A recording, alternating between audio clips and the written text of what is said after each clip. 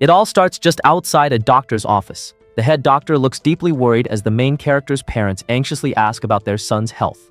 After a moment of hesitation, the doctor nervously asks, "What do you do for a living?" The father replies, "I'm a sumo wrestler, Yokozuna rank." When they ask about the health problem, the doctor gets so upset he throws the medical report on the ground. He tells them their son is healthy but shows them an x-ray. He says the boy is so fat he looks like a ball in the scan. The doctor explains this is probably genetic. The boy's metabolism turns everything he eats into fat. He says the boy will probably never lose weight and will get bullied at school. After hearing this, the boy gets traumatized. He crushes his snack packet and promises to lose weight. From that day, he works out every single day. But instead of losing weight, he keeps gaining more. At age 7, he weighs 83 kilos. He tries swimming and other exercises. At age 9, he weighs 120 kilos. By age 11, he weighs 180 kilos and is so big that when cars are racing, he runs past them causing chaos. Even at KFC, he only eats salad and raw foods, never junk food. He climbs mountains and lifts weights, but nothing works. Cut to the present, a boy is playing video games in class. A girl tells him to pay attention and asks if he isn't scared of the teacher. He laughs and says the teacher can't see him because he sits behind the protector of all men, Big Daddy Shin Tian. The main character is now 16 years old and weighs 420 kilos. He's so big he covers half the back of the classroom. Students behind him just relax because they can't be seen. The main character thinks that even though the doctor said he'd be lonely, he actually has friends. Students call him Big Daddy and pay him money to protect them from bullies. They see him as their protection. A guy gives him a Snickers bar and asks him to sit in front during the next class. The main character says he's on a diet and will only drink bitter melon juice or celery juice. The guy says he already prepared those drinks. While drinking, the main character feels annoyed. He thinks he sees them as friends, but they see him like a daddy. Suddenly, someone throws a football at his face. Some guys make fun of him and tell him to give them money because they want to buy something. The main character looks down at them calmly. They start saying he should give them his money if he doesn't want to get beaten up. Students nearby get worried because these guys are third-grade students from the boxing club. The main character sighs and walks away. He borrows a metal ball from a girl and throws it at the football goal. It makes a big dent in the iron frame. The bullies get scared. When he picks up another metal ball, they run away telling him to watch his back. The main character thinks that his size and power make him strong but also lonely. After running away, the blonde bully says this is humiliating and they need to get revenge or their pride will be destroyed. Another guy says the main character looks like a tank and isn't even human. The blonde guy says there's another way to get revenge. The scene moves to a gym where the main character is lifting weights. Outside, the bullies watch him. They found out he works out here every day. One bully wonders why someone so strong trains secretly every day. The gray-haired guy tells the other that if they make Big Daddy angry again, they might not escape. He says he can't beat him directly but can at least provoke him. He takes out chains and locks from his backpack and locks all the gym exits. The guy lights a cigarette, walks outside, and throws the cigarette on the ground before leaving. Inside the gym, the main character takes out a portable pool and other stuff from his bag. He blows up the pool with his mouth and fills it with water. He puts a wooden board on the water and lies on it. He marks the water level with a cutter. After getting out, he puts metal balls on the board to match the same water level as his weight. Then he weighs all the metal balls on a scale. The result shows he weighs about 421 kilos, like an elephant. He starts crying because he gained another kg. Then he notices fire spreading in the gym. He wonders how it started burning. He poured all the water from his pool on himself. He starts banging on the doors to break them. He finally breaks through but collapses outside, thinking he's going to die. The whole gym burns down with only rocks left. Suddenly, a hand comes out from the rocks. Miraculously, the main character is now completely skinny. When he looks in a nearby mirror, he's shocked. At first, he thinks this is someone else and asks if they were also trapped in the fire. He grabs the mirror angrily and it breaks, cutting his hand. When he touches his face, he's shocked that he's really handsome and this is really him. He hears police cars and fire trucks coming. He realizes he's completely naked at a fire scene and can't be seen like this. He finds a flag to cover himself. The scene moves to city streets where people are walking. The main character runs past two girls who, instead of getting angry, are amazed and surprised. He passes old ladies dancing on the street who also fall in love with him. A man on a phone call in his car suddenly sees the naked main character running next to his car. He crashes into a tree. He starts crying and says his viewers only want Mad Dog Manhwa videos and don't watch his other content. The main character keeps running but gets completely surrounded by girls and women. He wonders if this is the highest level of male attractiveness.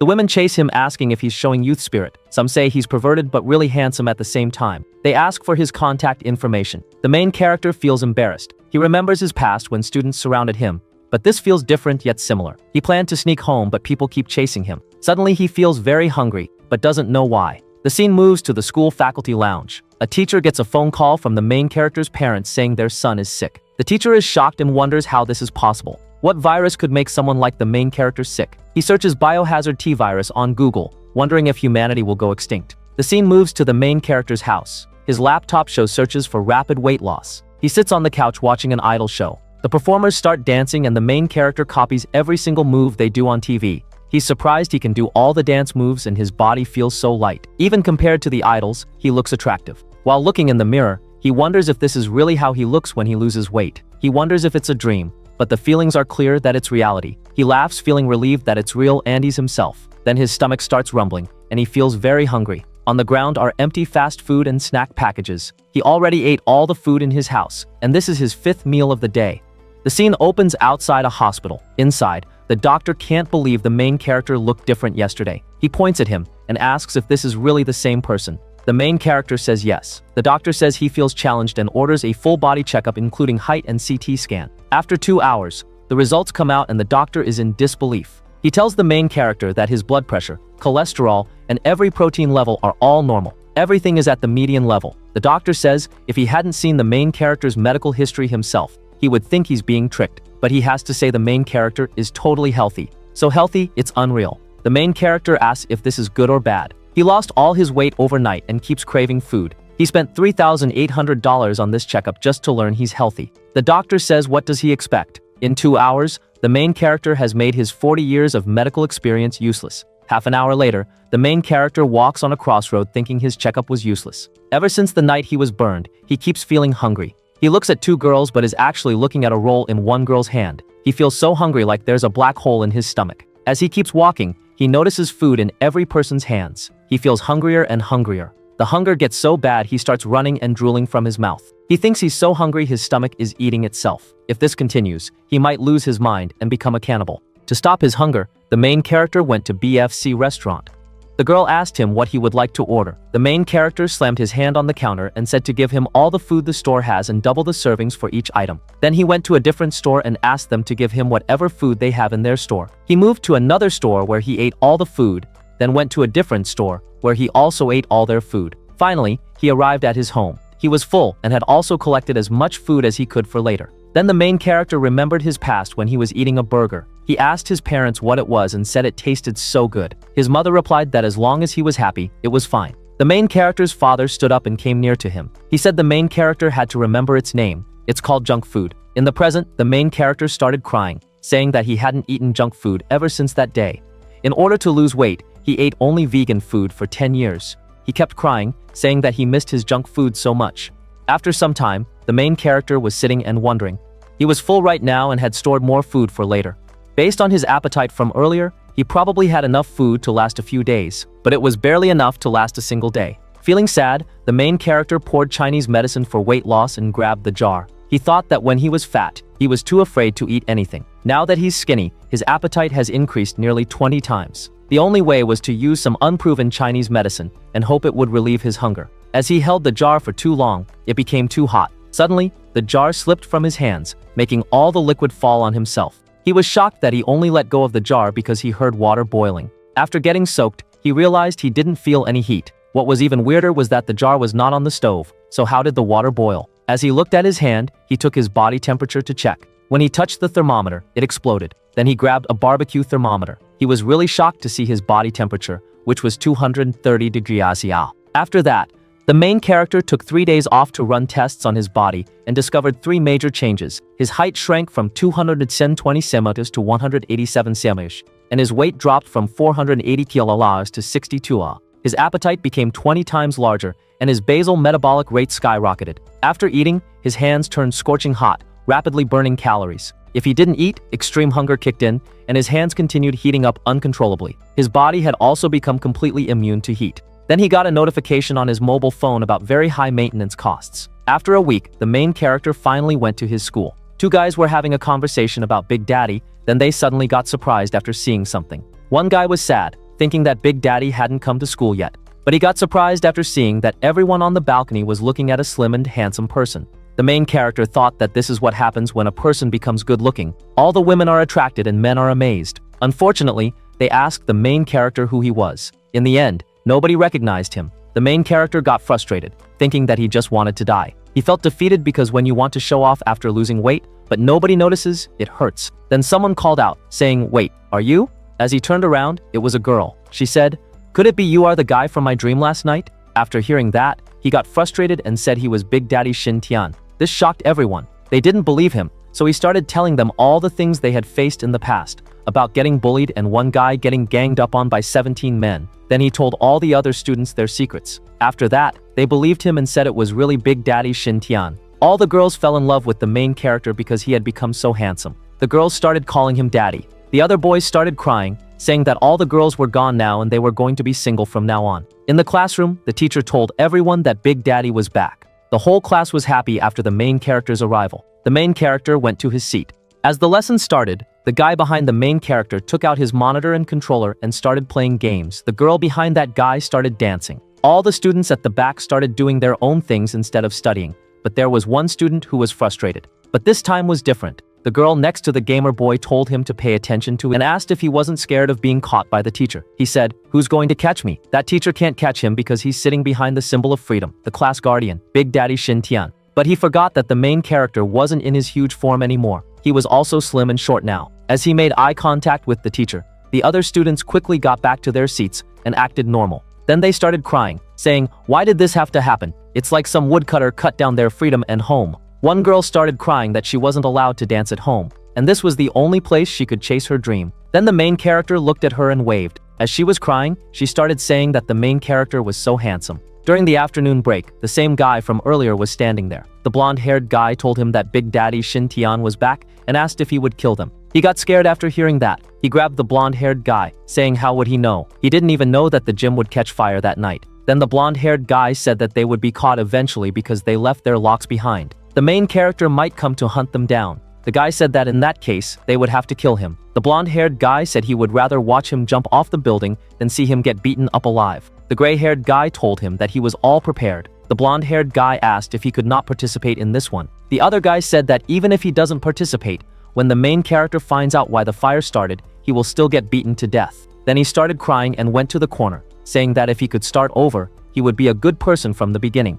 The other guy told him to shut up and said he was all prepared now. Then he asked if he had seen the main character. He said he was now all skinny and people were saying that he might have gotten liposuction. This was their opportunity. He told him that in fights, weight is very important and now the main character was probably in his weakest form. They could finish him now. Then they went to some old shed. The blonde-haired guy asked where he had brought him. The other guy replied to just watch. In front of them, there were a few thugs sitting. The gray-haired guy told him these guys were the most brutal gangsters from the nearest 20th Street. Then the leader of the gang asked the gray-haired guy if this was the reason why he called them here. Another gang member also told him that he better have a good reason to call them here. If he couldn't satisfy them, he would be the one to bleed. Then he said he called them here for a reason, and that reason was that they needed to beat Big Daddy Shin Tian. The gangster leader fell down from his throne, saying, "Do you want us to get our asses kicked? Didn't you call us here to go eat hot pot?" The other guy also started trembling, saying that he thought they were going to eat crabs. That's why he brought his knife. The gray-haired boy tried to calm the terrified gang members. "Come on, Big Daddy Tian isn't actually going to eat us," he said. "He'll probably throw them a party once we beat him." But the gang leader suddenly dropped to the ground. "I'm out," he said flatly.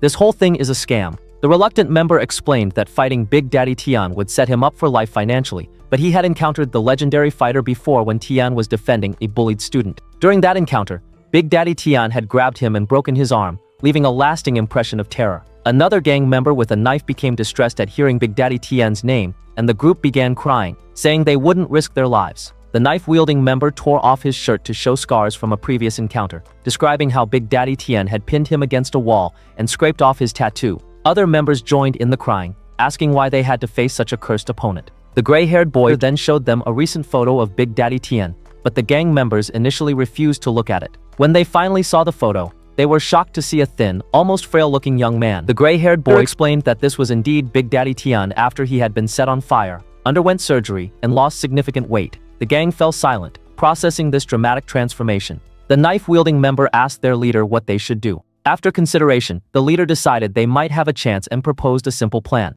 They would gang up on the weakened Big Daddy Tian. The scene shifted to school, where a blonde-haired student nervously approached Big Daddy Tian's desk. He was tasked with placing a fake love letter to lure their target, believing that no young man could resist such romantic bait. As he placed the letter under the desk, he was surprised to discover hundreds of genuine love letters already there.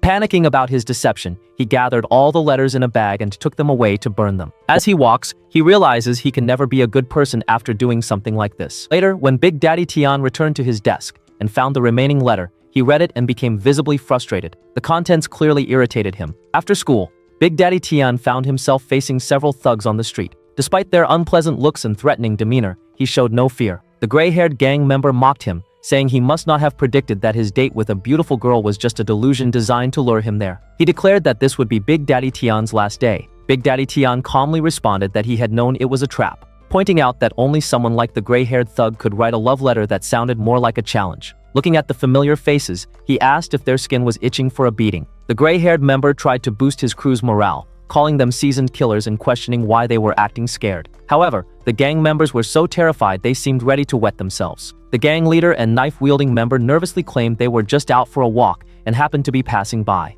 When the gray-haired member insisted they were there to beat up Big Daddy Tian, the others quickly covered his mouth, asking if he was tired of living and warning him not to drag them into a suicide mission.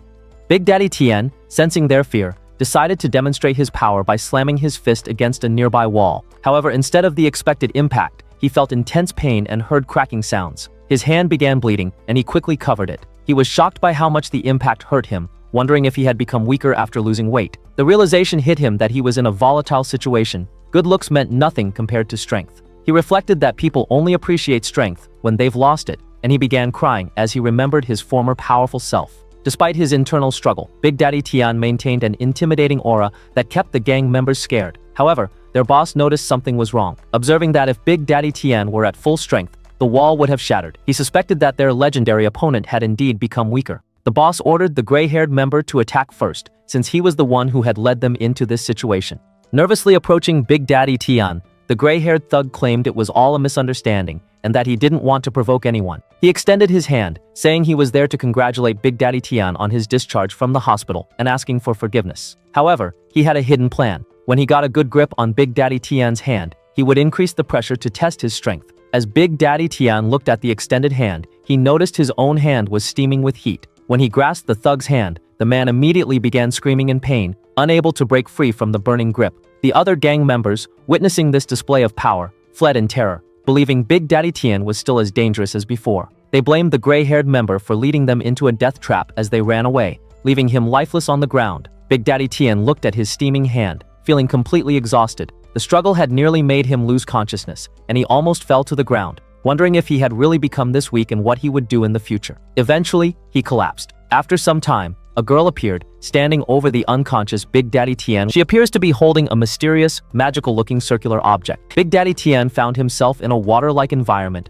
where a figure appeared before him. When he asked who the figure was, it replied that it was someone from his soul who had accompanied him for 1,000 years. Big Daddy Tian gave the figure an annoyed look. The figure complained that he was ruining the mood of their first conversation in a millennium. The figure explained that it had only appeared because Big Daddy Tian was at a life and death stage, but said it would explain more when he was alone and awake. Big Daddy Tian opened his eyes to find the girl giving him something soft to drink. When he suddenly burst out at her, she apologized, explaining that she hadn't found any other way to wake him up. She had noticed that his body trembled whenever she called out the names of various foods. She identified herself as the girl who had asked him something in the hallway earlier. She explained that earlier, she had found him unconscious in the alley and was about to call emergency services 119 when his body started making rumbling sounds. Panicking, she brought him to the nearest convenience store. No matter how much she tried to wake him by shaking him, he remained unconscious. However, she discovered that whenever she shouted food names, burger, pizza, chicken, fried foods, his body would tremble. Realizing he had fainted from hunger, she bought a large Coke and poured it down his throat. Big Daddy Tian jokingly accused her of having fun with his unconscious body, then thanked her, saying that if anyone gave her trouble in the future, she should tell him. As he prepared to leave, the girl called out, telling him to eat properly, not starve himself, and take care of his health. This made Big Daddy Tian blush. The girl then asked him to add her on WeChat, which he agreed to do. That night, back at his house, Big Daddy Tian remembered the dream he'd had when he collapsed. He recalled hearing a voice that seemed familiar from when he had been engulfed in flames during the fire incident. The voice had promised to meet him when he was alone. Suddenly, his chest began burning, and the spirit from his dream materialized again. Big Daddy Tian looked at him with anger, thinking the scene resembled something from classic web novels. He grabbed a wooden stick and demanded that the spirit explain what it was in 3 sentences. threatening to beat it for the experience. The spirit introduced itself, saying it was born with fire, awakened with fire, and was now at Big Daddy Tian's side again. Its name was Zhongli, also known as Zhurong, and it had been slumbering within Big Daddy Tian as his companion from 1,000 years ago. When Big Daddy Tian pointed out that this was more than 3 sentences and still didn't explain what kind of being it was, the spirit called him impatient and revealed that it was actually the Lord from Big Daddy Tian's past life. It was a lingering soul bound to his current self, meaning it had witnessed everything he had done recently, including his dancing in front of mirrors. The spirit explained that it was indeed Big Daddy Tian's companion, but not from this life, rather from a past era where Big Daddy Tian had been its wife. As he approached the MC, Big Daddy Tian immediately attacked with his wooden stick, sending the spirit flying. The spirit protested, but the MC told him that those 3 heart-piercing sentences had given him too much of a shock. Big Daddy Tian wondered if his current body could punch through walls, prompting the spirit to ask him to calm down. The spirit admitted it was also in shock, having just awakened to find that its former wife was now a man. It reminisced about calling Big Daddy Tian sweetie every day in their past life. The word sweetie triggered a flash of memory for Big Daddy Tian. He saw scenes from his past life where the spirit, in human form, would bring his wife breakfast, give her monthly wages, and tell her to wake up early. The wife would tell him to get out, and he would comment on how cute her temper was. The memory continued, showing the wife waking up to meet another man who had been hiding in a wardrobe. She would hug this other man, saying she missed him, and they would kiss passionately. Seeing Big Daddy Tian's shocked reaction, the spirit asked if he remembered something about their past, noting that while his past life had nothing to do with his current one, the memories were still significant. Big Daddy Tian wondered why he suddenly felt pathetic. The spirit began explaining what had happened. When Big Daddy Tian lost weight, his hands would sometimes feel burning hot and emit smoke because his natal flame resided within his body. The spirit revealed that it had been one of the oldest fire cultivators in the world, known as the Fire God. In their past era, a mountain near their village had collapsed, and rocks fell from the sky. The villagers came to the Fire God for help. He told them not to panic and that he would handle the situation. He chanted magical words while pointing his fingers toward the falling rocks, but nothing happened. Instead, he was crushed by a large rock. Before dying, he placed his natal flame within his beloved wife. He told her that as long as his natal flame stayed within her, touching fire would not harm her, and his remaining soul could observe and potentially awaken this way, allowing him to continue loving his sweetie. However, she didn't understand what this meant before he died. 3 months later, his wife was looking exhausted and desperately eating anything she could find. The natal flame burns everything and requires a constant supply of fuel, absorbing the host's energy. When there is no fat left to burn, it will consume the heart, lungs, and other vital organs. Resources were scarce in their era, so his sweetie didn't survive long. After hearing this tragic story, Big Daddy Tian pointed out that there were many things wrong with this situation. He tried to comfort the Fire God, saying that his wife hadn't truly loved him, and that he shouldn't be sad. The spirit replied that he still missed her and that she had a nice body. As he approached Big Daddy Tian, the current incarnation backed away, calling him crazy and asking why he was getting closer. The Fire God apologized, saying his past life wife had nothing to do with the current Big Daddy Tian. He explained that although Tian had been reborn many times, he'd never been burned by fire, until now. Frustrated, Tian said the explanation made him want to punch the spirit. He had awakened, and the natal flame within Big Daddy Tian had ignited, which was the reason for his body transformation. Simply put, Big Daddy Tian's body was the furnace, and the natal flame was the kindling. The heat released from the burning was emitted from his hands, and the fuel was his own body. When Big Daddy Tian asked if there was a way to turn off this broken furnace, the Fire God said that since he had dared to leave the flame behind, he naturally had a way to control it. This made Big Daddy Tian happy, but then the spirit admitted that he had forgotten the method, being just a wisp of his remaining soul after 1,000 years. Big Daddy Tian threatened to beat the spirit again, demanding that he leave his body along with the ghost fire. However, his stomach suddenly started rumbling loudly. He hadn't eaten anything for 2 hours since getting home and was on the verge of fainting from hunger again. Checking his phone balance, he discovered he didn't have enough money for food. Lying on the ground, he called for the Fire God to bring his food from the table, because he was starving and might die. The previous day, he had ordered takeout foods, and Big Daddy Tian had eaten all the food in his house. Now, finally feeling alive again, the spirit asked if he seemed very excited about the fragrant meal. Big Daddy Tian responded that the malatang broth was the reason he was alive, and if he ever died of starvation, it would be the Fire God's fault.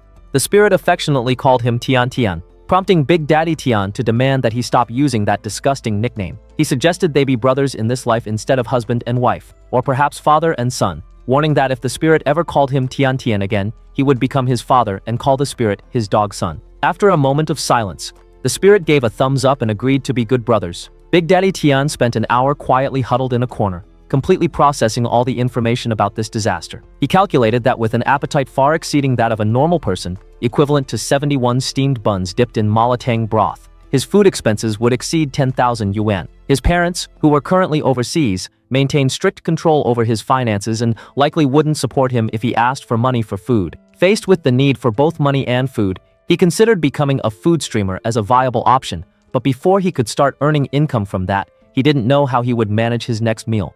His phone buzzed with a message. The fire god asked about the glowing and noise-making box in his pocket. It was a message from the girl who had helped him earlier. She asked if he remembered her. She was the one who had poured the coke down his throat. She wanted to ask him for a favor and said they could discuss it at school tomorrow. She mentioned she would pay him and even provide meals. Reading the word meal, Big Daddy Tian quickly agreed to meet up and started running. The fire god asked where he was going, and Big Daddy Tian replied, survival. Big Daddy Tian met the girl at a restaurant, apologizing for calling her so late, but explaining that his situation was very critical. The girl said she would get straight to the point, and Big Daddy Tian asked if someone was bullying her. Instead, she told him she wanted him to come work at her house. Big Daddy Tian was surprised by this proposal. She explained that her family owned a gym, and she had been watching him since he started school. She wanted him to work for her for a while and take promotional photos, before and after weight loss comparison shots. She offered to give him anything he wanted. Big Daddy Tian told her he didn't need money. Food would be just fine. The next day, outside the gym,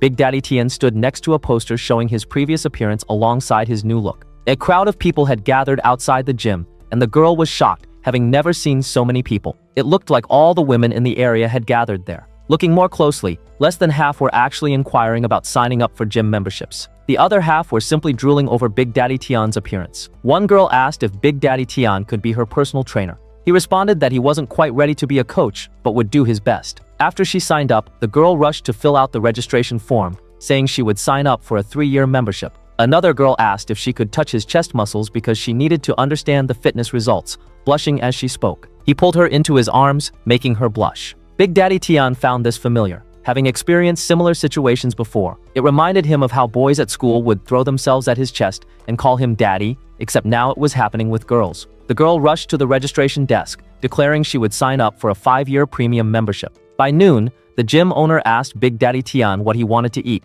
mentioning they had gained over 300 new members that morning. Looking at the menu, he told her he wanted 5 servings of everything. When she asked if he was trying to get fat again, he also asked her to pack the rest to go. He asked her to provide a training room because he needed to train his body. Big Daddy Tian thought to himself that now that his food problem was solved, he needed to get stronger and take the initiative. Back at school, there were 2 major legends regarding fighting. One was Big Daddy Tian himself, known as the Fat Invincible. The second was older and involved not a student, but the school's dean of students. A girl was apologizing for being late, explaining that she had stayed up too late studying the night before. The dean responded that she shouldn't rush and needed to fix her appearance before he could let her in. Even though being late was being late and she would still get a demerit, he told her not to stay up late anymore because she was his precious student. This was Lin Pochen, 28 years old. He then noticed another student trying to slip by, pointing out that it was already 10 o'clock and the student was late. When he asked about the student's injured hand, the frustrated student said he had just fallen and scraped it, asking to be let in. Lin Pochen observed that it wasn't a scrape but a burn, asking how it happened and telling the student not to lie about it being from a fight. With a creepy expression, he said it looked like someone had hurt his precious student. The scene shifted to an exam room where students were taking a test. Among them was a student who looked like a gangster, and he was cheating. When the exam teacher spotted him and asked him to hand over his cheat sheets, the student responded aggressively, asking who the teacher thought he was and grabbing the teacher's collar. The teacher calmly repeated his request while gripping the student's hand. The student was shocked to find that the teacher's grip was so strong he couldn't break free. Frustrated, he threw down his exam sheet, declared the exam was worthless, and said he would meet the teacher outside as he left. The teacher simply watched him go. It turned out that this cheating student was the brother of one of the gang members. After school that day, the gangster arrived and asked if the teacher was the one who had confronted his brother. When the teacher confirmed this, the gangster suggested they go somewhere else rather than shed blood at the school gates. However, things didn't turn out as the gangster expected. By the time students witnessed the incident and called the police, the scene they arrived at was shocking. The teacher was calmly grading exam papers while covered in blood, with groaning bodies scattered on the ground around him. Out of 23 people total, 18 had suffered fractures and 3 were seriously injured. Only 2 people were completely unharmed. Amidst the groans of pain, the blood-covered teacher continued grading papers, and at his feet, the student who had threatened revenge was trembling in fear. When the police arrived, they were frightened by the scene. The teacher smiled at them and said they had arrived, apologizing and explaining that he had been threatened and couldn't help but go a little overboard. From that day on, Lin Pochen became a legend at the school. In the present, Big Daddy Tian was training and boxing at the gym. Back at school, the gray-haired gang member was thinking of a way to avoid his current situation when the teacher put a hand on him and asked if he was a third-year student. The gang member realized there was no way to fool the teacher, then thought of an idea. What if he used this teacher to get his revenge? While trembling, he asked if the teacher remembered a student named Big Daddy Tian from the second years. After hearing the name, the teacher said he had taught second-year students, but wasn't familiar with that particular one, though he had a slight impression of someone chubby. The gray-haired gang member became excited. The gang member then said he was just asking casually, but mentioned that his hand was really burned, and it was by someone with the same name and surname but the opposite build. He claimed this person had threatened him, pretended to shake his hand and burned him unconscious with something he had concealed. He began crying, saying he was terrified and that just thinking about it made him tremble. He claimed he hadn't been able to do homework for days because of the trauma. The teacher told him it was all right, not to worry about the homework, and that he would talk to his homeroom teacher. As the gang member was leaving, the teacher called out, asking him to help find this Big Daddy Tian. Back at the gym, Big Daddy Tian was exhausted from exercising. The spirit proudly said to the MC, "Look at your current physical condition. It's incredible. No back pain, no leg pain. You can throw hundreds of punches without even getting winded. That's because my life flame burned away all the unnecessary, unreasonable parts of your body. My dear, your physical condition now stands far above that of your peers." Daddy Tian mentioned that he had taken a week off to adapt to his part-time job and experiment with the gym equipment. However, no matter what he did, it was clear that he was struggling significantly.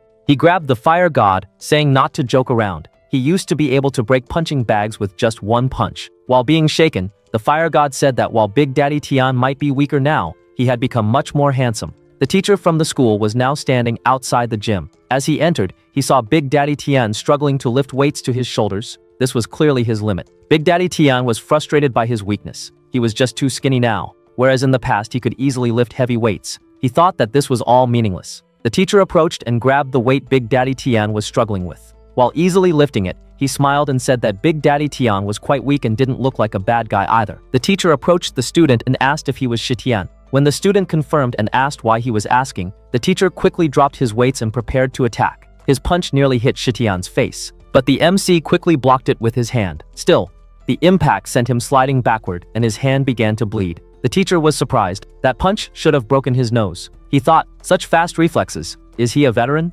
Meanwhile, Shitian thought about what kind of power this was. Just from that one punch, his arms felt like they'd been hit by a car, and he nearly lost consciousness. Shitian asked who the man was, to which the teacher calmly replied, "I am retribution. For all the people you've hurt." Shitian narrowed his eyes and responded coldly, "So you're one of their accomplices. There's nothing more to say." Before he could act, the spirit beside him urged him to wait and channeled magical energy into his hands. The teacher noticed smoke rising from Shitian's fists as he swiftly tied his necktie around his hand. Shitian then dashed forward and clashed fists with the teacher in a thunderous blow. As they fought, Shitian recalled a moment back when he first decided to lose weight. He had spent years training in different martial arts, but never found a worthy opponent. There had been a student in the past who loved to challenge newcomers. He boasted that whenever someone new arrived, he'd spar with them just to beat them up and make them cry. He once told Shitian the same thing, confident that even someone fat like him would break.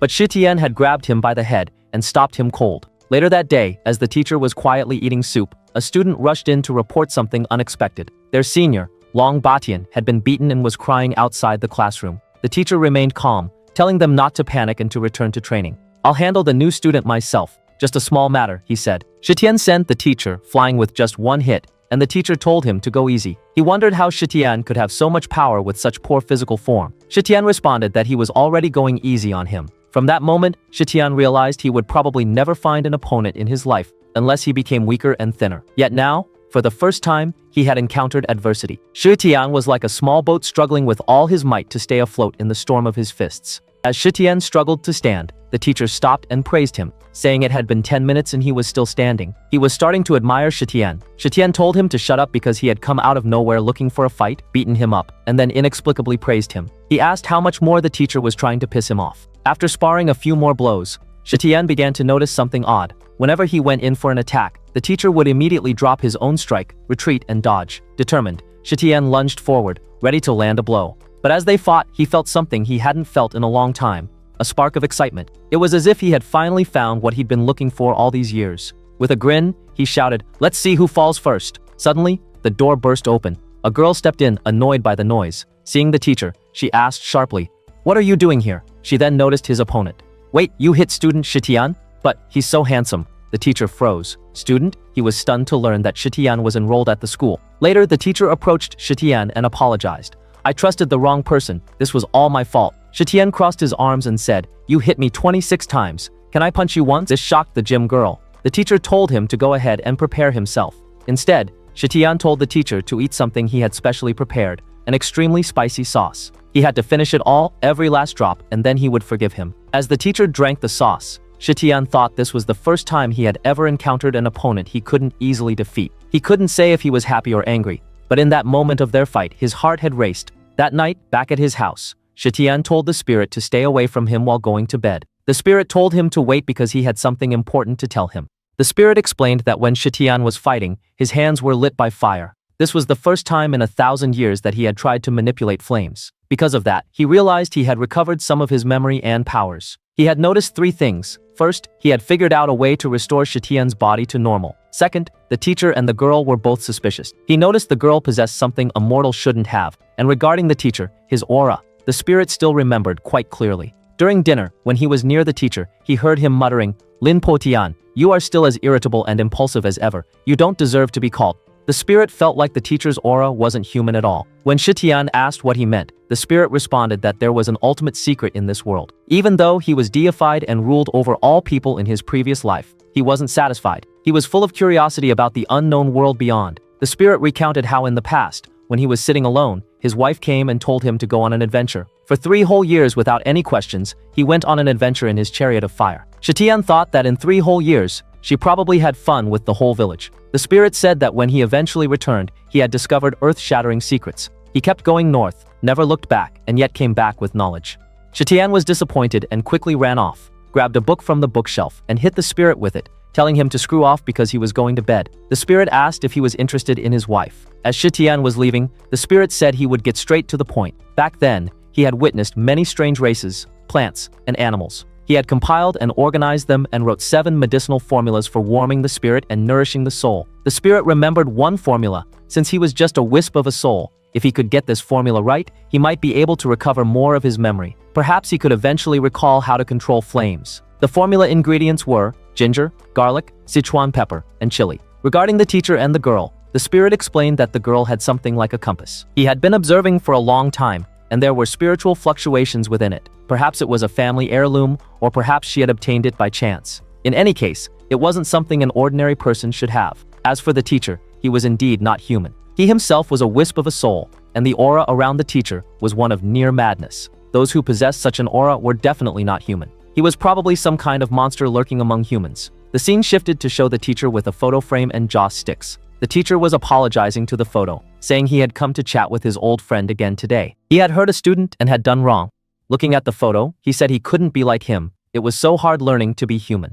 The next day at school, the gray-haired boy was getting beaten by the teacher. He was apologizing for lying. The teacher said he shouldn't have lied, but he had promised someone that he would protect all the students there, and the boy was one of them, so he could only forgive him. He grabbed the boy and told him never to lie again, then left, saying that if he ever did that again, he would break his nose and arms. Elsewhere in the school, girls were blushing and screaming over Shitian when the teacher called him. Seeing both of them together, students started gossiping, saying the 2 biggest legends were meeting each other and wondering if something had happened. Shitian asked why the teacher was there. He said he figured school would be almost over, so he came to find him. He asked if Shitian would like to take a walk with him outside in the bamboo garden. Shitian remembered the spirit had told him the teacher must be some kind of demon. As Shitian glanced at him, the teacher asked if he was wary of him, saying there was no need for that. Shitian wasn't this tense when they ate together a few days ago. From the look on his face, the teacher guessed the spirit behind him had told him everything. They were both shocked, thinking the teacher could sense the spirit. Shitian confirmed this was right. The teacher responded that this was why his hands had caught fire, and now it was much easier to communicate. He told Shitian to tell the spirit that he had no ill intention toward him and the other students. The teacher explained that this area used to be a bamboo forest before the school was built. Now only a small patch remained. He told Shitian that he wasn't human. This was where he was born. He was a bamboo spirit who had cultivated for 1,000 years to achieve human form. He had spent countless days there until he finally gained sentience. However, that very night, heavenly tribulation struck him with lightning. The forest was burned down to this small patch, and he was mortally wounded, reverting to his true form. Then someone took him home. The scene showed the teacher planting a bamboo tree. A passing worker asked what he was planting. It looked all broken and tattered. He responded that it was a piece of bamboo. Yesterday there had been a fire nearby, and he had picked it up from there. He hoped it would survive. From that moment, the bamboo stayed there, growing with nutrition and water supply. A boy tried to impress a girl by writing both their names on the bamboo with the leaves. Another boy shot a football that went flying directly at the bamboo, hitting it. After that, the bamboo vowed that once he could move, he would kill all of them. Later, a guy pressed his cigarette on the bamboo leaf. A nearby student spotted them smoking and nervously asked what was wrong. They looked down while smoking. The guy gave him a scary glare, which made him scared. Another guy said that if he ever dared tell anyone about this, he would get beaten up. This guy in front of them had put 52 people in the hospital this year alone, which made the student scared. The bully warned him not to tell anyone. It was all because of the new teacher who had recently transferred there. That morning, their smartphones were confiscated because they were caught skipping class and playing games in the bathroom. The teacher actually went around inspecting the student bathrooms, and they had to write a 5,000-word essay. Yesterday at lunch, this bully had asked a boy to treat him to lunch, but he got caught. This time it was an 8,000-word essay, and the teacher forced him to apologize to that kid. The bully said the teacher had made them all crazy, and they were furious. He suggested the student go away if he didn't want to get beaten up. Then the leader told him to leave the student alone, and they should head to class. Otherwise, they would get caught again. The subordinate thought this was so humiliating. He asked if that wasn't the bamboo planted by the teacher, and said next time he would pour boiling water on it. Later, the teacher was taking care of the bamboo, thinking about why he couldn't raise the bamboo well. After staying silent, the bamboo suddenly snapped, saying he was seriously angry and shouldn't be talking, but even if it cost him his cultivation, he had to speak. The teacher wondered where that sound was coming from and if the bamboo had just talked. The bamboo responded, saying not only could he talk, he could be the teacher's father too. The bamboo then said the teacher was insane for picking him up and planting him there, surrounded by sycamore trees. He was the only bamboo there, practically being ridiculed by everyone who passed by. The bamboo spirit began explaining that most of the people who had hurt him were actually the teacher's own students. Furious, the bamboo demanded to know how many students he had wronged, saying, "He messed with them and they messed with me." The teacher asked how the bamboo was able to talk. The bamboo introduced himself as a good spirit, a bamboo spirit struck by lightning and still in recovery. He thanked the teacher for saving him, saying that once he took human form, he would help him deal with the students. The bamboo warned that not a single student wished the teacher well. All the delinquents wanted revenge,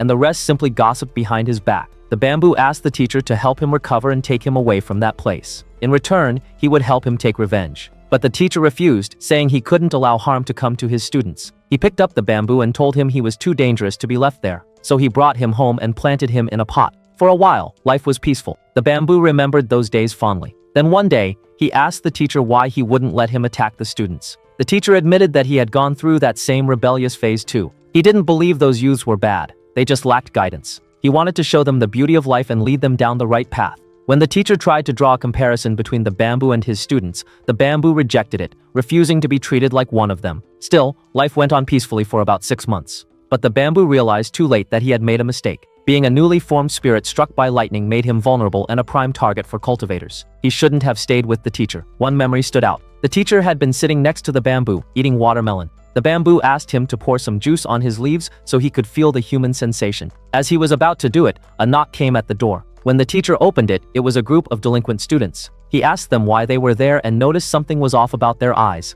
Before he could react, they shoved him aside and attacked. The story then flashed back to an earlier scene. Outside the men's restroom, a few students loitered while 3 delinquents inside were smoking. They complained about how the teacher kept catching them and how their disciplinary scores were dropping. At this rate, they wouldn't graduate. As they discussed their frustrations, someone entered the restroom. He wasn't a student they recognized. The group warned him not to enter while they were smoking, but the stranger ignored them. Angry, one of the delinquents tried to grab him, only to be stopped by a single finger. His hand went numb. The man, calm and composed, said that their violence stemmed from a lack of education. He wasn't even a student, he was a cultivator searching for spiritual medicine. He admitted he had been observing them and began manipulating their minds and desires. Back at the teacher's house, chaos broke out. The possessed students violently attacked him. One of them said he had been waiting to beat him up for a long time. When the teacher tried to explain himself, he was punched mid-sentence. One student yelled that things would have been fine if the teacher had just left them alone. Even as he was being choked, the teacher remained calm and tried to reason with them.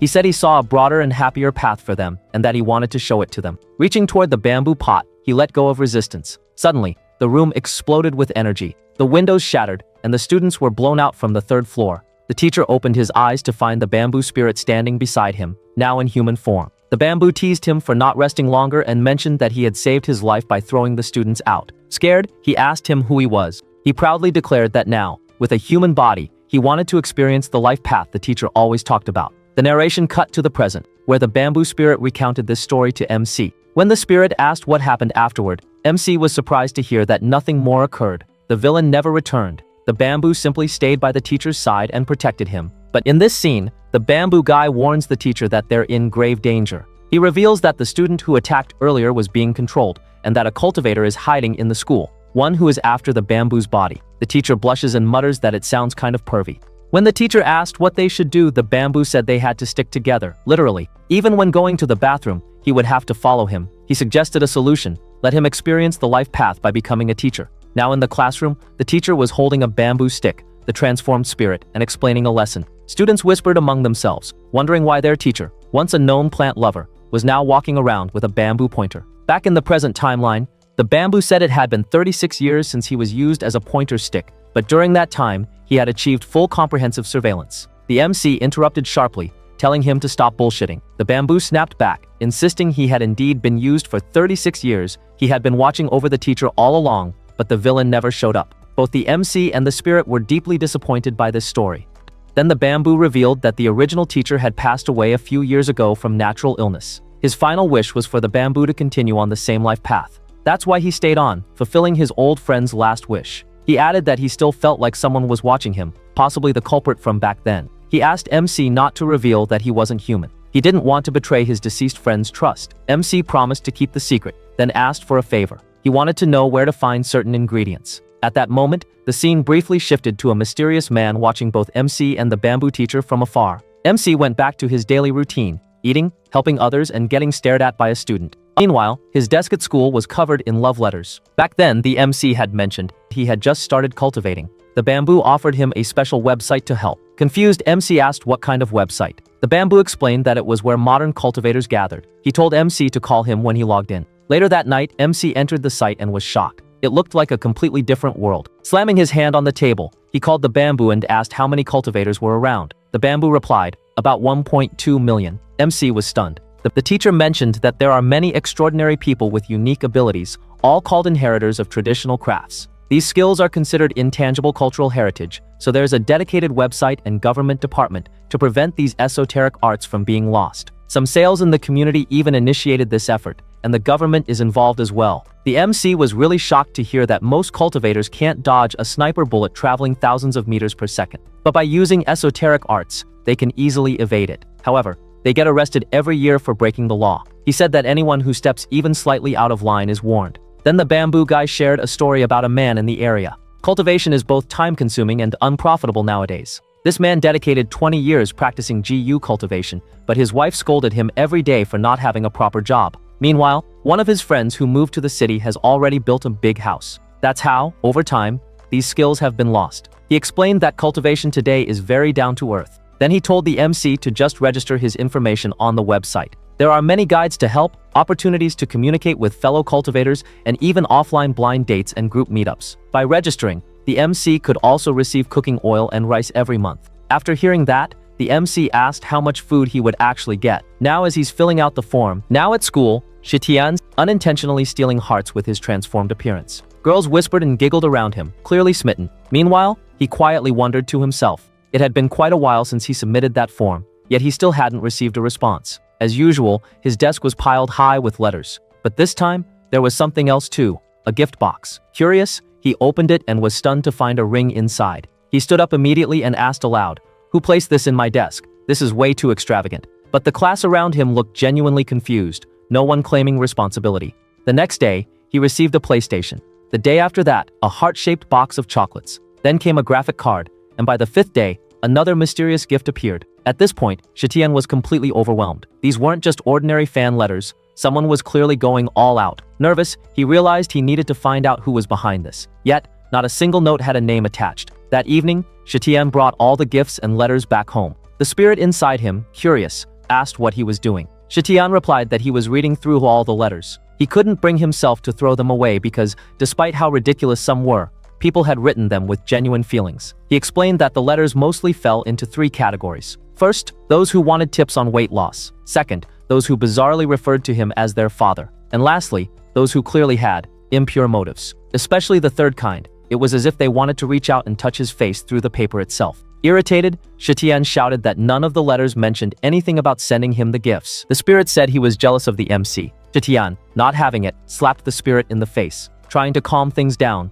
the spirit offered a different thought. Maybe the sender simply wanted to stay anonymous. Maybe she didn't want him to return the gifts and held no bad intentions. Shitian shook his head. He had principles. He couldn't accept such lavish gifts without knowing the sender's identity. He decided to return them eventually. But just as he said that, his stomach growled. Blushing slightly, he muttered that he was just going to eat one piece of chocolate, and started searching for the heart-shaped box. But things were only about to get more complicated. While Shitian was peacefully asleep, his phone suddenly rang. He groggily picked up the unknown number. A man on the other side asked, "Is this Shitian?" Shitian asked who was calling. The man introduced himself as a staff member from the Traditional Crafts Protection Network. They had received Shitian's application and would soon visit his home for verification. Before that, he was instructed to join a nearby community group, and a QR code was sent to him. Shitian groaned, thinking it was all too modern. But still, he scanned the code. The moment he joined, his phone exploded with buzzing notifications. The group was chaotic. People were selling all sorts of weird items and homemade medicines. It was like some bizarre underground marketplace. In the middle of all that, group members were worshipping someone called Sicey Ancestor Zhao. Everyone in the chat praised this person, calling him a role model for the cultivation world. Suddenly, Ancestor Zhao sent a PDF file into the group. Shitian opened it, expecting some ancient manual. Instead, it was titled Business Secrets, How to Get Rich, Full Table of Contents. Disgusted, Shitian slammed his phone down and typed out a message. "I'm leaving this stupid group." But Ancestor Zhao stopped him. Zhao initiated a private chat and messaged him directly. Shitian was confused and irritated. "Why are you DMing me? Go away." Zhao asked if he was a student at SH1 High School. Shitian paused. How did this guy know? Then Zhao dropped a bombshell. He was the president of the Shitian fan club. Shitian froze. Zhao even admitted to secretly taking a picture of Shitian recently, and then shyly confessed that he had been the one sending all the mysterious gifts. Shitian began to shake. Zhao wrote, "Shitian's gotten thinner lately. He's not as cute now. I hope he gains a little weight again." Shitian was horrified. And then came the final blow. Zhao was actually a girl. We shift to a flashback. This ancestor Zhao was in fact Zhao Daxiong. She began narrating her story. Some girls liked rich guys, others liked handsome ones. But she liked only one person, the chubby but lovable Shitian. Growing up, Chao was a terrible student. She always scored 0 on her exams. Despite studying hard, she just couldn't make it. One day, her father barged into her room, looking like Nobita's dad, out of nowhere. She thought she was about to be scolded, but her father told her there was no need. After all, no one in their family had ever passed a test. He told her to give up because failing was their family's tradition. The reason? Her headband had the word pass written wrong. Her fate was sealed, apparently. But instead of scolding her, her father pulled out a dusty scroll from a drawer. He claimed it was their family heirloom, a guide to fortune-telling so accurate, it could divine anything, anywhere. Zhao looked devastated. All she wanted was to pass her exam, not become a street psychic. But then an idea struck her. What if this could work? So she agreed to learn divination. On her next exam, she filled the answers using a mix of divination coins and prediction techniques. Shockingly, she passed. From then on, she used her cheating fortune-telling method through junior high, and somehow got admitted to Shitian's high school. At the high school, a teacher sat in frustration, staring at Zhao Daxiong's exam sheet. The specialized subject teacher noticed this and asked what was wrong. With a sigh, the teacher explained that they had a new problematic student, Zhao Daxiong. Despite being able to answer almost every multiple-choice and complex technical question with ease, her essays and explanations were filled with absurd logic and major flaws. In math, physics, and chemistry, she only wrote the final answer, bizarre ones at that, with no workings shown. Shaking his head, he muttered that he simply couldn't understand this generation of students. Intrigued, the bamboo spirit teacher decided to step in. If that was the case, he said, he would take some countermeasures. Soon, the day of exams arrived. Among the students was Zhao Daxiong, but the moment she laid eyes on the question paper, her mind went blank. The test contained only essay-style questions, no multiple choice. The answers required deep analysis, and there was nothing she could guess or bluff her way through. She froze, overwhelmed by panic. With trembling hands, she realized that without MCQs, she might not even be able to pass this semester. There was nothing she could do but cry. In her panic, she imagined the future, her teacher staring at her blank paper, telling her he couldn't see the ink, while the other students laughed at her failure. She thought about copying from the textbook but realized the teacher was standing in front of her, watching like a hawk. This, she cried, Must be her punishment from above. Desperate, she prayed to God to send someone, anyone, to help her. And right then, the MC barged into the room and sat down in front of her. She stared at him, her eyes wide. In that moment, she saw him as an angel. There was something about his back. It felt so solid, so safe, just like her parents. It filled her heart with warmth. Unable to resist, she began cheating off his paper while quietly sobbing. After the exam, although she hadn't passed out, something inside her changed. That moment became her turning point. She vowed to never cheat again and to study properly from that day forward. She had fallen for MC. Later, she told MC that ever since then, no matter where she went or what she did, her eyes always sought him out. She felt like fate had tied them together. MC, however, looked annoyed. He thought the only reason she noticed him was probably because of his massive size. She then shyly asked him which class he was from and what his name was. Realizing she didn't know his identity, he lied. He told her that he and Shiritian were classmates and friends. This shocked her. He then gently advised her to stop sending anonymous gifts and instead talk to Shiritian directly. She should face her fears and confess. Blushing, she said that such a move felt too bold, like a scene straight from a romance movie. But despite everything, MC kept receiving gifts from her every day, different snacks, foods, and trinkets. What made things more ridiculous was the MC still think that the girl is actually a guy, and that this guy has been secretly observing him. To make things even stranger, the person keeps bringing him food that he just can't refuse. After finishing the meal, someone suddenly barges in,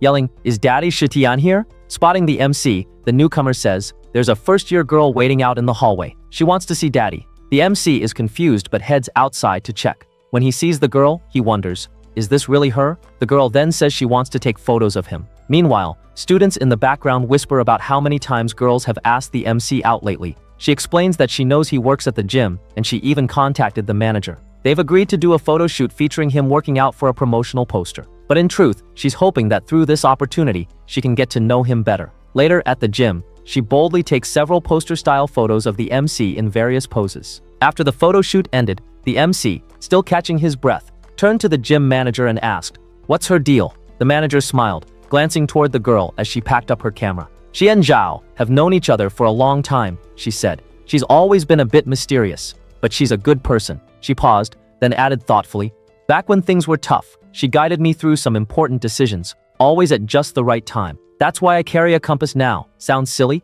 but her advice has never steered me wrong. The scene then shifted to a different location, where an old man was sitting quietly. He was a fortune teller. Suddenly, an old woman appeared and dropped money on the table, demanding he read her love fortune. She proudly claimed to be the leader of the largest square dancing team in the neighborhood and asked whether she or her rival would win the heart of a newly retired professor named Wang. The fortune teller asked for her hand, and as he held it tightly, she flinched and pulled back, accusing him of being rough. He insisted he was performing a bond reading and needed a strong grip to get accurate results. Then he declared that her romantic luck was very low and most likely, her rival would end up kissing the professor. Furious, the woman kicked him and stormed off. The old man muttered, "Crazy lady," as he stood up, only to be approached by another strange man, an odd cultivator. The old man asked if he was here for a fortune too, but the cultivator shook his head and said he was here to form an alliance. He said the woman didn't understand anything, but he did. As the woman was running toward the plaza, she suddenly froze in her tracks. Right in front of her, she saw it, the man she liked, Professor Wang, standing with her rival team leader. The two were smiling, laughing, and then, without warning, they leaned in and kissed. Her heart sank.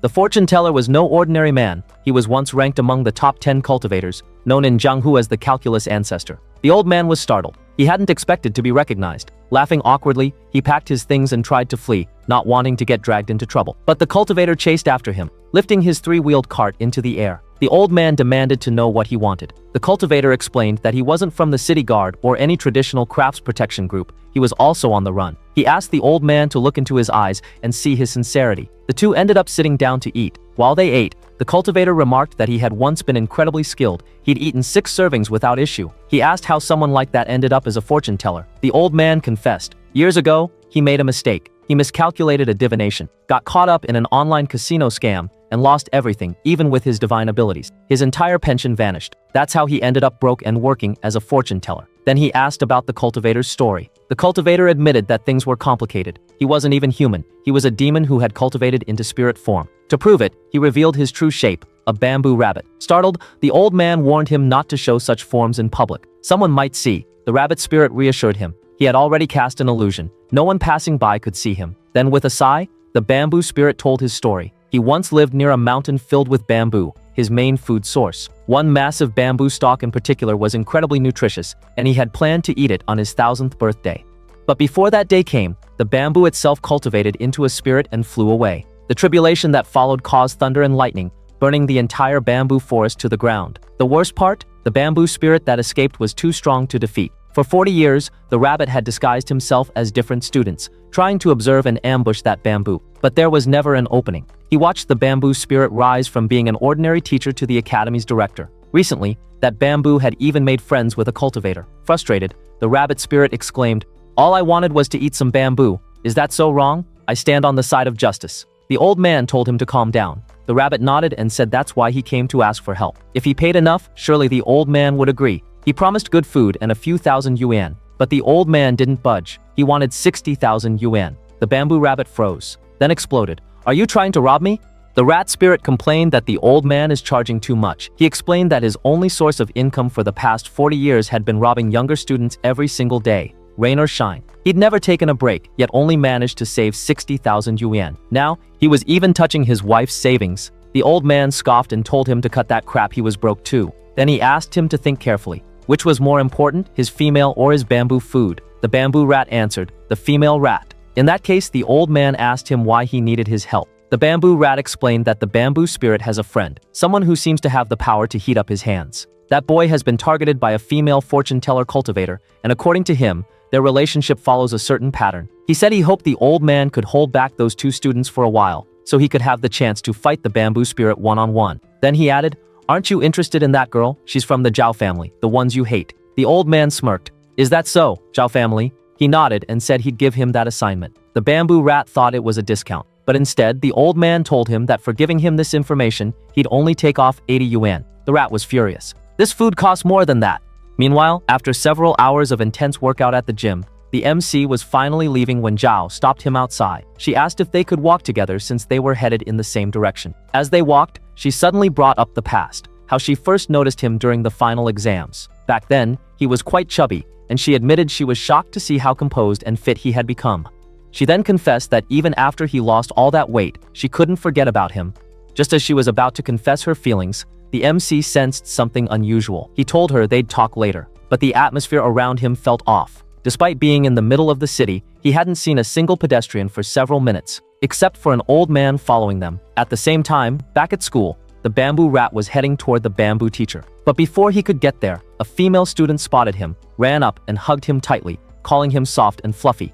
Thinking it was a boy in a Pikachu mascot suit, the teacher scolded him and said mascots weren't allowed. He told the rat to take off the costume and come to his office. Annoyed, the rat snapped back, saying it wasn't a costume at all. Meanwhile, the MC confronted the old man following them. Zhao asked what he wanted, and the old man admitted he was impressed by the MC's powerful eyes and wanted to ask for a favor. He revealed he had been paid to stall them, and was willing to give 59,000 of the 60,000 yuan commission to the MC and keep only 1,000. He suggested they use it to shop while he finished his task. He even offered to reveal who sent him. Back at school, as the teacher was escorting the bamboo rat to the principal's office, the rat saw an opening and suddenly launched a surprise attack, throwing a flurry of punches. But he quickly realized he had missed. The teacher was no longer in front of him. Appearing behind him, the teacher calmly said that the rat had demonic energy and accused him of secretly plotting against him. The bamboo rat snapped back, saying he wasn't just anyone. "I'm your daddy, I raised you, changed your diapers, fertilized and watered you for 500 years, he shouted in rage. Without waiting, the rat lunged again, and the two clashed fists in a fierce showdown. Meanwhile, back to the MC. MC asked the old man again who had sent him. The old man chuckled and said that if he wanted to find out, he'd have to fight him. He claimed to be a martial artist, doing 50 push-ups, 5 kilometer runs, and 30 sit-ups daily, and could climb 6 flights of stairs without breaking a sweat. He only hesitated to fight because he feared it might get too bloody. Then, in an instant, the old man's body bulked up, muscles popped, and he grew several times in size, shocking the MC. The fire spirit hovering nearby muttered that the sight was nostalgic. Even Zhao could now see the spirit. The old man struck a heart-shaped pose, shadow boxed, and said he was ready to fight. The MC, stunned, asked how the old man got so buff. The spirit explained that by channeling spiritual energy into muscles, one could temporarily transform the body into any desired physique. It was an ancient technique from his time. When mastered, it was known as the Dharma body, golden form. The old man warned the MC that he only wanted to stall him for a few hours, but if he resisted, he might break some bones, especially the girls. He had something private to discuss with her. As he reached for Zhao, The MC stepped in and blocked him. The old man felt an intense heat from MC's hand. Zhao was told to back away, and she urged the MC to be careful. After the attack, the old man screamed, accusing the MC of being too ruthless. "How can you disrespect your elders like this?" he shouted. MC stood there, shocked. He had been sent flying by a single punch from the old man. This was bad. Now he realized the old man was far too strong for him to handle.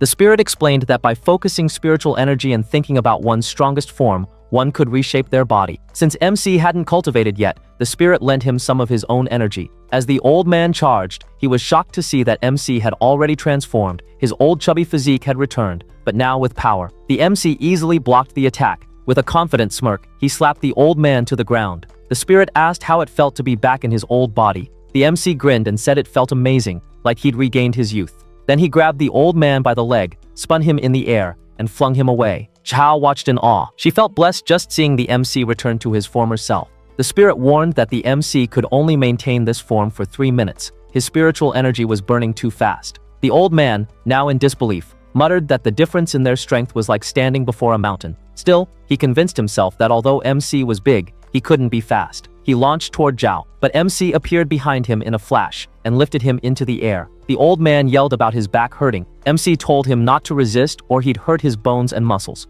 The spirit observed that MC's energy was nearly depleted, and this battle was almost over.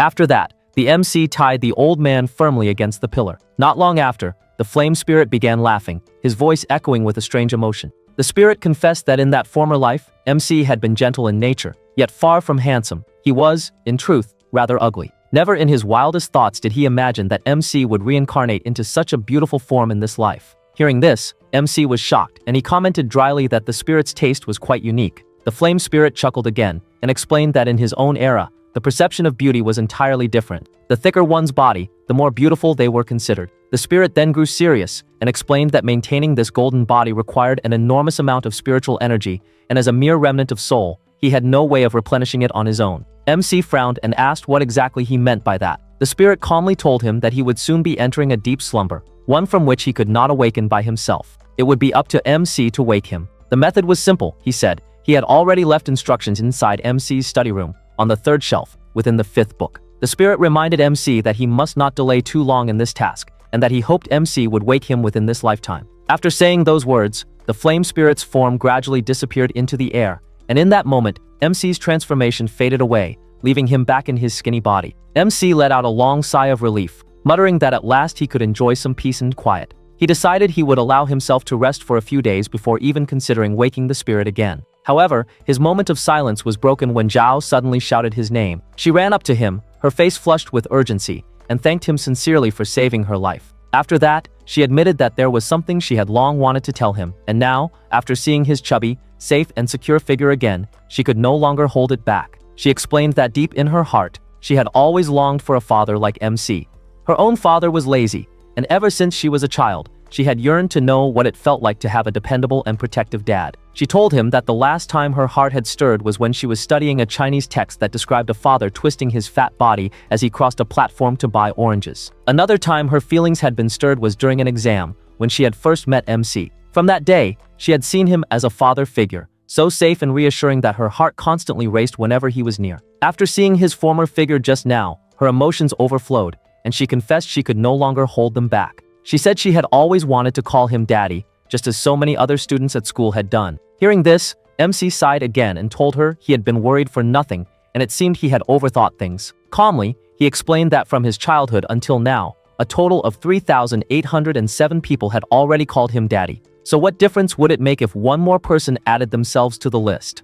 Zhao grew emotional at his words, and, with teary eyes, asked if she could really call him daddy. MC nodded, telling her to go ahead. Without hesitation, she lunged at him, embracing him tightly and calling out daddy with all her heart. The old man tied to the pole watched this scene unfold with bewildered eyes. His mind struggled to understand today's generation and their strange fetishes. Meanwhile, on the other side, the battle between the bamboo rat and the bamboo teacher spirit raged on. The bamboo rat grew increasingly unsettled, realizing that his attacks were almost entirely ineffective. At this rate, he would certainly lose. He thought bitterly to himself that the situation was humiliating. How could a bamboo rat of his stature be defeated like this? Fueled by anger, he mustered his strength and launched another desperate attack. The bamboo teacher calmly adjusted his glasses and told the rat to prepare himself. Then, with a swift movement, he struck back. His attack landed, and with the aid of his magic wine, the bamboo rat collapsed to the ground. Lying there, he thought miserably that it was over. Despite years of secretly training and improving himself, he still could not measure up.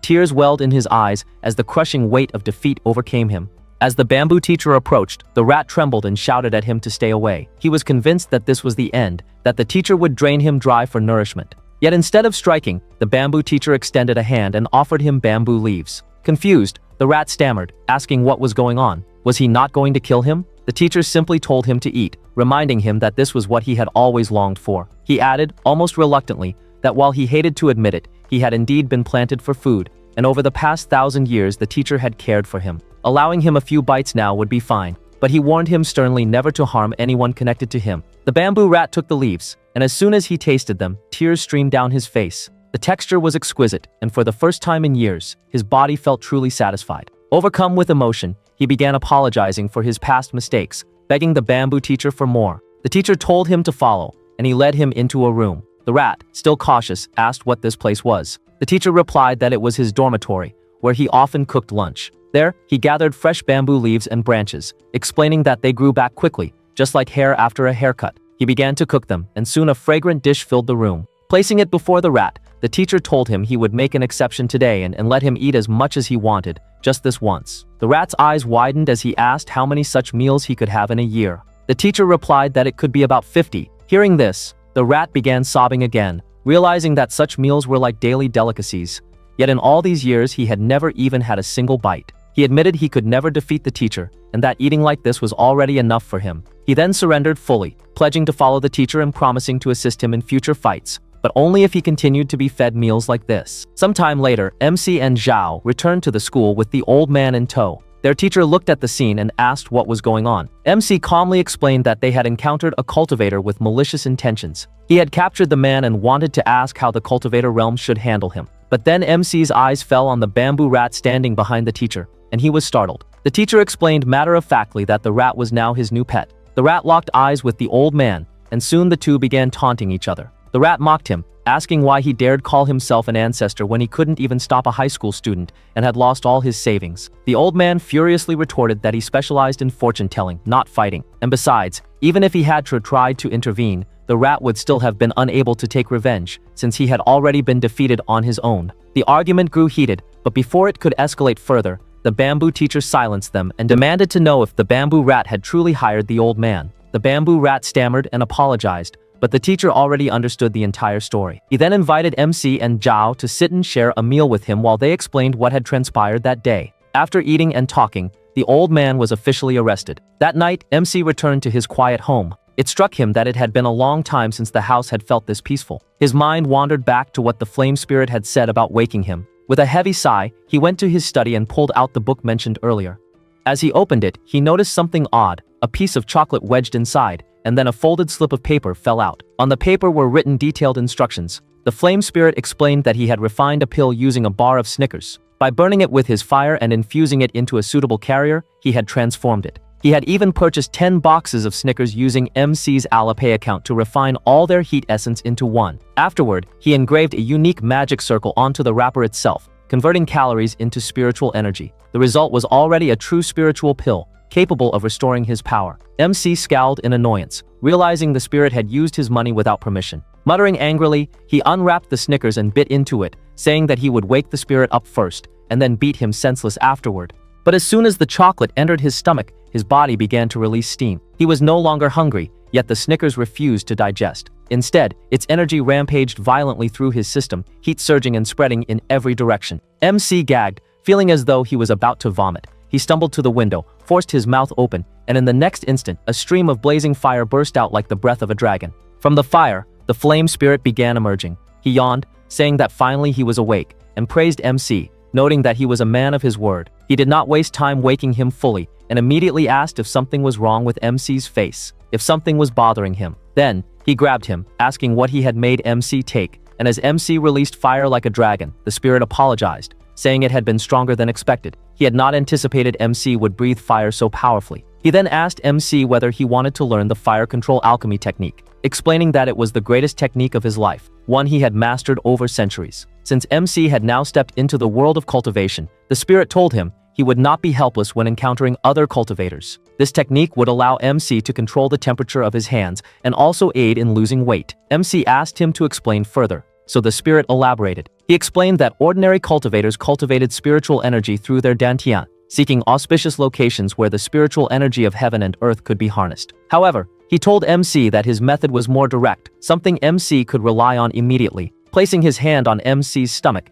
he explained that there was a special energy within MC, a fire that could be guided to replace stomach acid, digest everything he ate, and directly convert it into spiritual energy. MC protested, telling the spirit to stop touching his stomach. The spirit laughed, saying it was a little trick for better observation, and then made MC's abdomen transparent so he could see the fire within. He explained that this fire had been refined over a lifetime, capable of melting anything, but it was now rampaging uncontrollably within MC. The spirit pointed out that MC's entire meridian system was glowing with the fire's light, which also explained why his hands were always hot and why he was perpetually hungry. Once MC mastered control, he would be able to regulate it completely. Next, the spirit brought out the sneaker he had bought and placed it on MC's body, adjusting its position. He explained that the fire was like a pet, attracted to food. MC needed to focus his attention on his stomach immediately after eating and swirl his awareness around it. Slowly, by directing his attention, he could control the fire, making it spin and refine the energy from food into spiritual power repeatedly. MC asked if this was cultivation, and the spirit confirmed it was. He explained that compared to ordinary methods,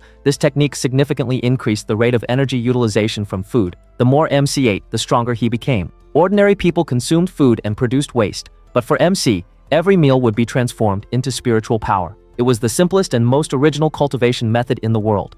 Meanwhile, from a distance, someone was observing MC. The bald man asked the spike-haired guy subordinate if that was Shitian. The subordinate confirmed it, and the bald man said they should observe MC for a few days before making contact. With an intense gaze, he asked whether this was the person who had defeated the fortune teller and the bamboo spirit, and the subordinate confirmed again. As they watched, the spike-haired subordinate, noticing the bald man crying, remarked that MC was so handsome, lived in a huge house, and had abundant food before him. He was so extraordinary that the kid's future trajectory was predictable, enough to make anyone envious. Unlike them, still single at 30, working overtime daily, surviving on instant noodles, and even forced to hide in the men's bathroom of a nearby building just to monitor MC. Back with MC, he attempted to eat the sneaker to cultivate, but he failed. The spirit opened the window and instructed MC to release the flame outside. Afterward, he told MC he had failed again, as the food in his stomach had not been properly digested. The flames had only lightly roasted it, releasing minimal energy. He urged MC to try again,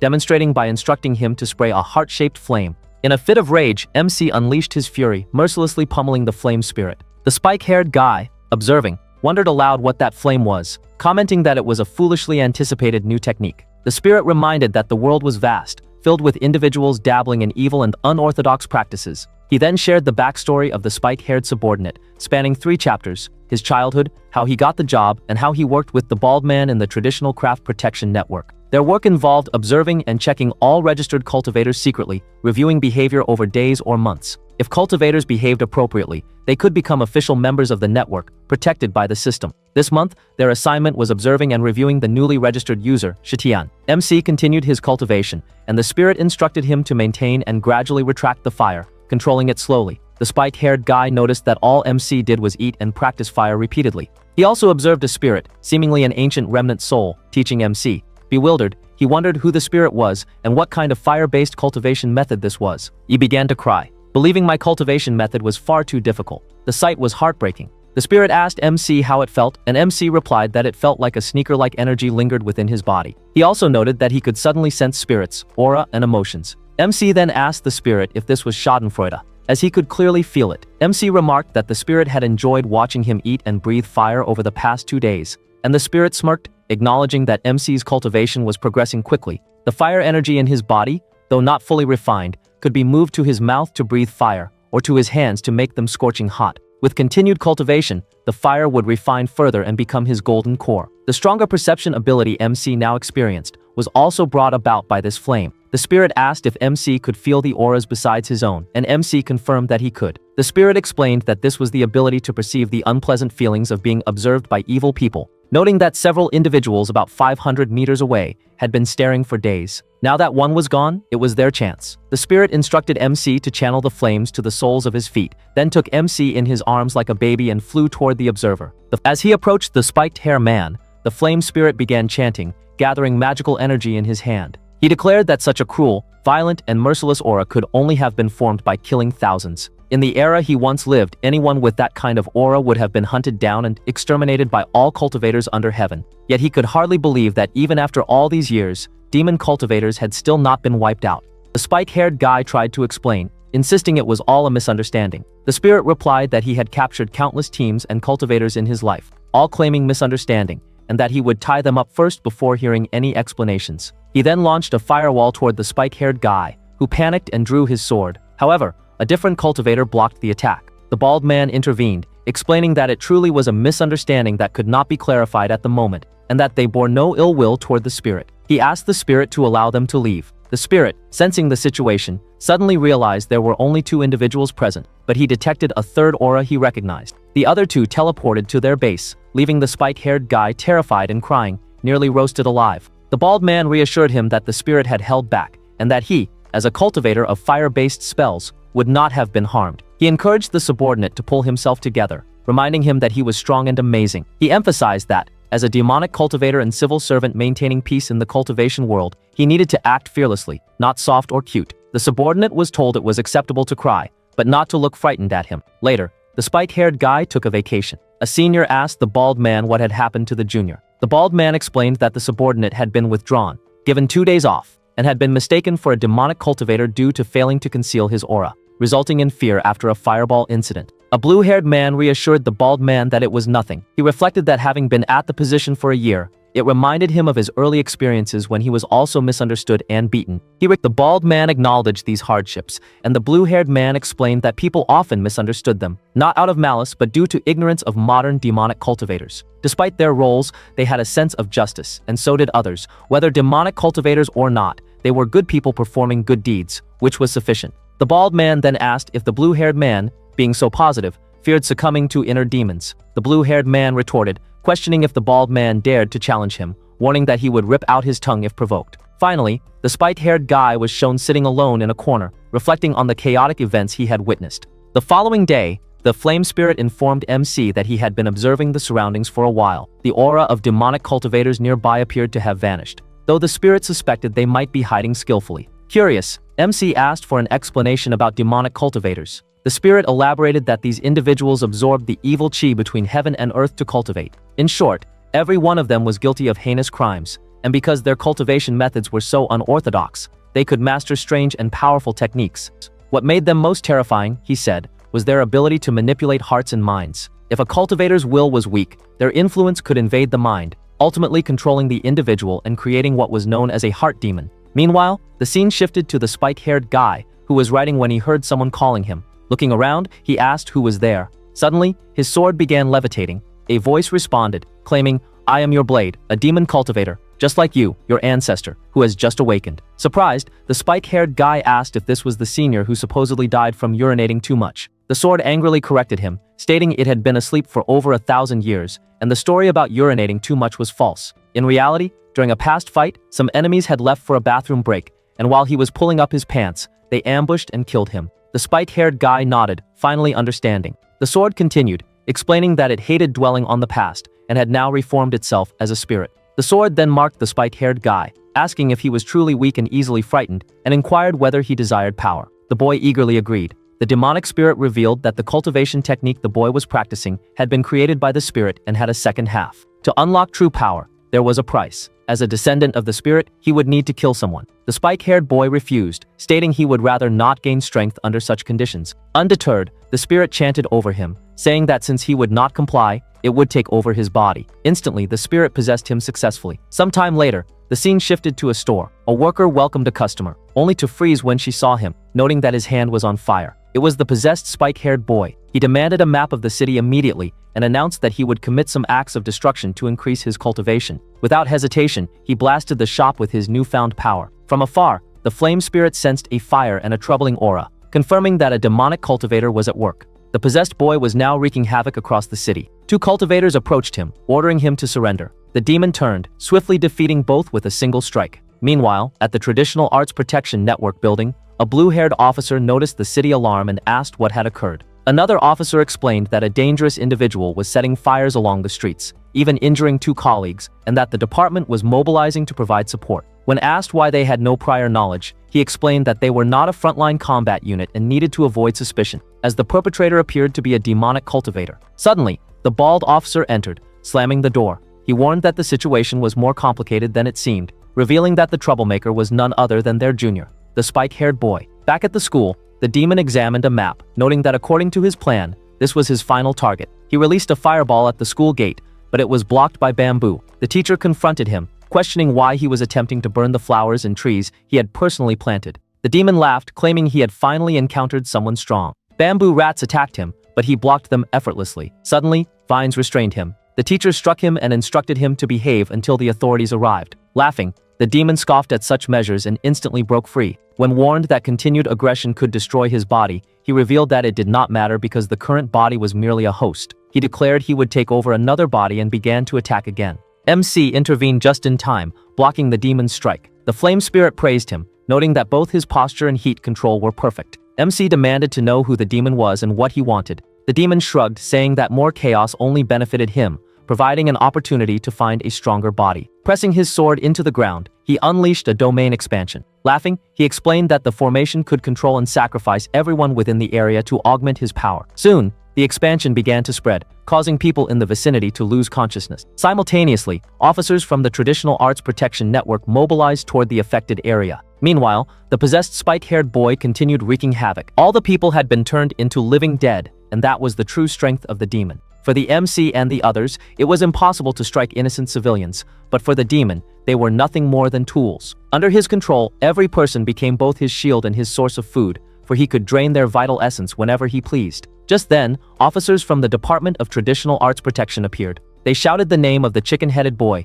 their voices piercing through the fog of demonic control. The sound jolted him awake within his own body. Confused, he looked around, wondering what had happened to him and where he even was. As the demon fought, the boy suddenly shouted from within, demanding, "Get out of my body!" The sudden resistance distracted the demon, who roared at him to shut up. Taking advantage of the opening, the MC struck the demon hard in the stomach. He then turned to his teacher, urgently telling him to evacuate all the civilians who had been possessed before more harm could be done. The demon sneered at the boy's defiance. Appearing directly before his soul, he growled that it was disrespectful to resist one's ancestor. He seized him by the spirit, declaring that if the boy became obedient, he might grant him mercy. The demon explained his philosophy. Terror was a transferable energy, and it was his cultivation method. By spreading terror, he could grow stronger. He vowed to massacre everyone present, then slip into another body, hide, and prepare for another round of slaughter. Looking the boy in the eyes, he asked whether he craved the complete demonic cultivation method. If he wished, the demon could pass it down to him. He continued in a low, tempting voice, claiming that he had awakened after 1,000 years to find no relatives, no friends, only loneliness. Yet the boy was still the last living descendant of his lineage. Useless perhaps, but his only bloodline. The demon promised he could guide him and look after him, appealing to his blood connection. But the chicken-headed boy bit his lips and spat out his defiance. He told the demon to shut up and get lost, calling him a heretic. "How dare you disrespect your ancestor?" the demon thundered. But the boy firmly replied that the demon was no ancestor of his. He explained that his upbringing had been guided by righteous people, and his friends were people of righteousness. His life had nothing to do with this so-called ancestor. Then he began to chant, drawing strength from his conviction. Hatred filled his words. As he drew out his sword, the demon was startled, realizing that the boy was regaining control over his body. The boy declared that he would never allow himself to be controlled, and if it came to it, he would kill both himself and the demon together. The demon's expression shifted from anger to panic as he saw the boy raising the blade against his own body. Fearing true destruction, the demon quickly abandoned him and slipped into the body of a nearby ordinary person instead. At that exact moment, the officers from the department arrived behind him, unleashing their combined formation to attack. The bald-headed officer rushed to check on the chicken-headed boy, while the MC turned to his teacher and asked who these mysterious people were. He hadn't even noticed their presence until now. The teacher reassured him, saying they could rest easy, for these officers were good people. Meanwhile, The department officers moved to capture the demon using their specialized formation. The demon realized that the uncultivated body he had taken was difficult to handle. His only option was to create chaos and use it as cover to escape. Expanding his demonic aura, he released the civilians from his control. As their consciousness returned, they began screaming and running in panic, creating a chaotic distraction. The demon smirked, pleased with the distraction, and prepared to flee. But just as the officers began to falter, a voice shouted out, "Don't get distracted." It was the chicken-headed boy, who had risen to his feet once again. He urged them to suppress the demon with all their strength. Proclaiming that he understood his family's cultivation technique best, he revealed that their souls were particularly strong, skilled in escape, and difficult to harm. The one true restraint against them was fire. Igniting flames on his sword, he vowed to deliver the final blow. The people around him gasped in shock, unable to believe what they were seeing, fire blazing from the boy's weapon. Raising his blade, he declared that he would protect the world and walk a different path from his ancestors. With that, he launched his fiery strike, overwhelming the demon. The battle ended with the demon's defeat. Exhausted, the chicken-headed boy collapsed unconscious. At that moment, the police arrived. An officer wearing glasses stepped out of a car, ordering his subordinates to disperse the crowd and erase the memories of all ordinary citizens present. As he walked over to the unconscious boy, he calmly sipped his tea, chanting ancient words that formed a magical barrier, and then began sealing away the demon's sword. The flame spirit was astonished. That type of magic had supposedly been lost decades ago, yet this officer wielded it with ease. The officer bowed slightly to the flame spirit, thanking it for its timely assistance and expressing deep gratitude. Afterward, he dismissed the other officers. Later, back at the department, all the officers stood nervously before the spectacled officer as he sat drinking tea. Suddenly, he slammed his cup down and scolded them harshly. Their sense of danger was too dull, their crisis awareness too poor. How could they possibly work like this? The demonic cultivator officers shouted back in frustration, asking if he was looking to get skinned alive and beaten. But the head officer responded coldly, warning them not to cultivate demonic arts during such moments. Otherwise, he could not feel their true emotions. The officers then pleaded with him, admitting they had caused a huge commotion and felt embarrassed. They begged not to be dismissed from their positions. The head officer reprimanded them further, saying they should report unusual activity directly to the organization instead of acting on their own. They were supposed to trust the institution, which had tranquilizer darts, advanced science, and refined magic techniques. Expelling a spirit from the boy's body should have been easy without endangering him. Instead, their recklessness had led to videos of yesterday's fight leaking online, threatening to expose the cultivation world to ordinary people. Finally, he told them to write self-criticisms, docked their bonuses for 3 months, and ordered them to clean up their mess. They were to scour the internet, delete every video, track down those who uploaded them, and hypnotize them into forgetting everything. The bald-headed officer hesitated, then asked what should be done about the MC they had been supervising. The head officer replied that it was indeed an important matter. He would send someone else, someone familiar with the MC, someone who could protect him. The scene shifted elsewhere. In another location, Zhao sat at her desk, drooling over MC's photos as usual. She browsed every single picture of him in her group chats, obsessively scrolling. People in the chat were buzzing about last night's incident, and someone even sent a video claiming MC had been there. Zhao's eyes widened in worry. Was MC all right? She needed to ask him. Just then, her phone buzzed with a new notification. A stranger messaged her, claiming he possessed countless photos of MC from his childhood. Curious and cautious, Zhao replied that they would talk later. But the stranger immediately sent her a photo of MC as a child, then a few more. Startled, Zhao demanded to know who he was. The man responded smugly, saying he had over 1,000 private photos of MC when he was young. He could give them all to her, but only if she agreed to do him a small favor. Meanwhile, back at the department office, the spectacled officer sat calmly sipping tea while facing the bound demon spirit. He questioned the spirit coldly, asking why it had recklessly charged into a crowd of civilians using such destructive magic. Even if it were a 1,000-year-old entity, did it not understand the danger of exposing cultivators in such a manner? He demanded to know the demon's purpose. The demon sneered, telling him to mind his own business. He would never reveal his true intentions. The officer's expression darkened. He warned that he would refine the demon's soul instead, eroding its consciousness bit by bit until every hidden secret was laid bare.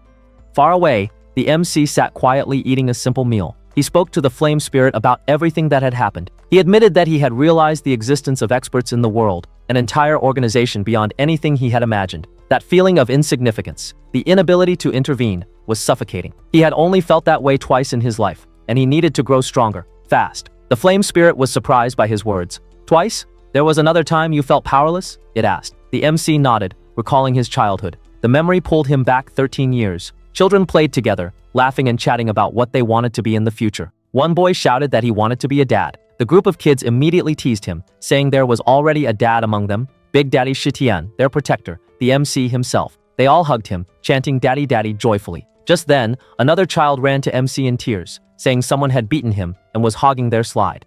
Earlier that day, the boy had fought with another classmate from a different class over the slide, each demanding their turn. When they separated in tears, the other child vowed to return with his class mom, while MC's classmate swore to bring Big Daddy Shitian. The students grew nervous. Wasn't the opposing class known for having a fearsome figure, someone they called the Queen Mother? Could MC really defeat her? Some of the kids even whispered eagerly, wondering who would be stronger between the two. Soon, both sides confronted each other at the playground. As the rival child pointed at MC, a girl from the other class stepped forward. At the same time, one of MC's classmates pointed back at her. To everyone's surprise, the two rivals were almost mirror opposites, both stubborn and proud. They clashed fiercely, but for the first time in his young life, MC was defeated. There was someone stronger than him. From then on, the two fought constantly, almost daily. Over the course of a year, every single fight ended the same way. MC's lost. On her 31st victory, the girl demanded that he call her big sister. MC, stubborn as always, refused. Big sister? My foot. I'm older than you. You should call me big brother.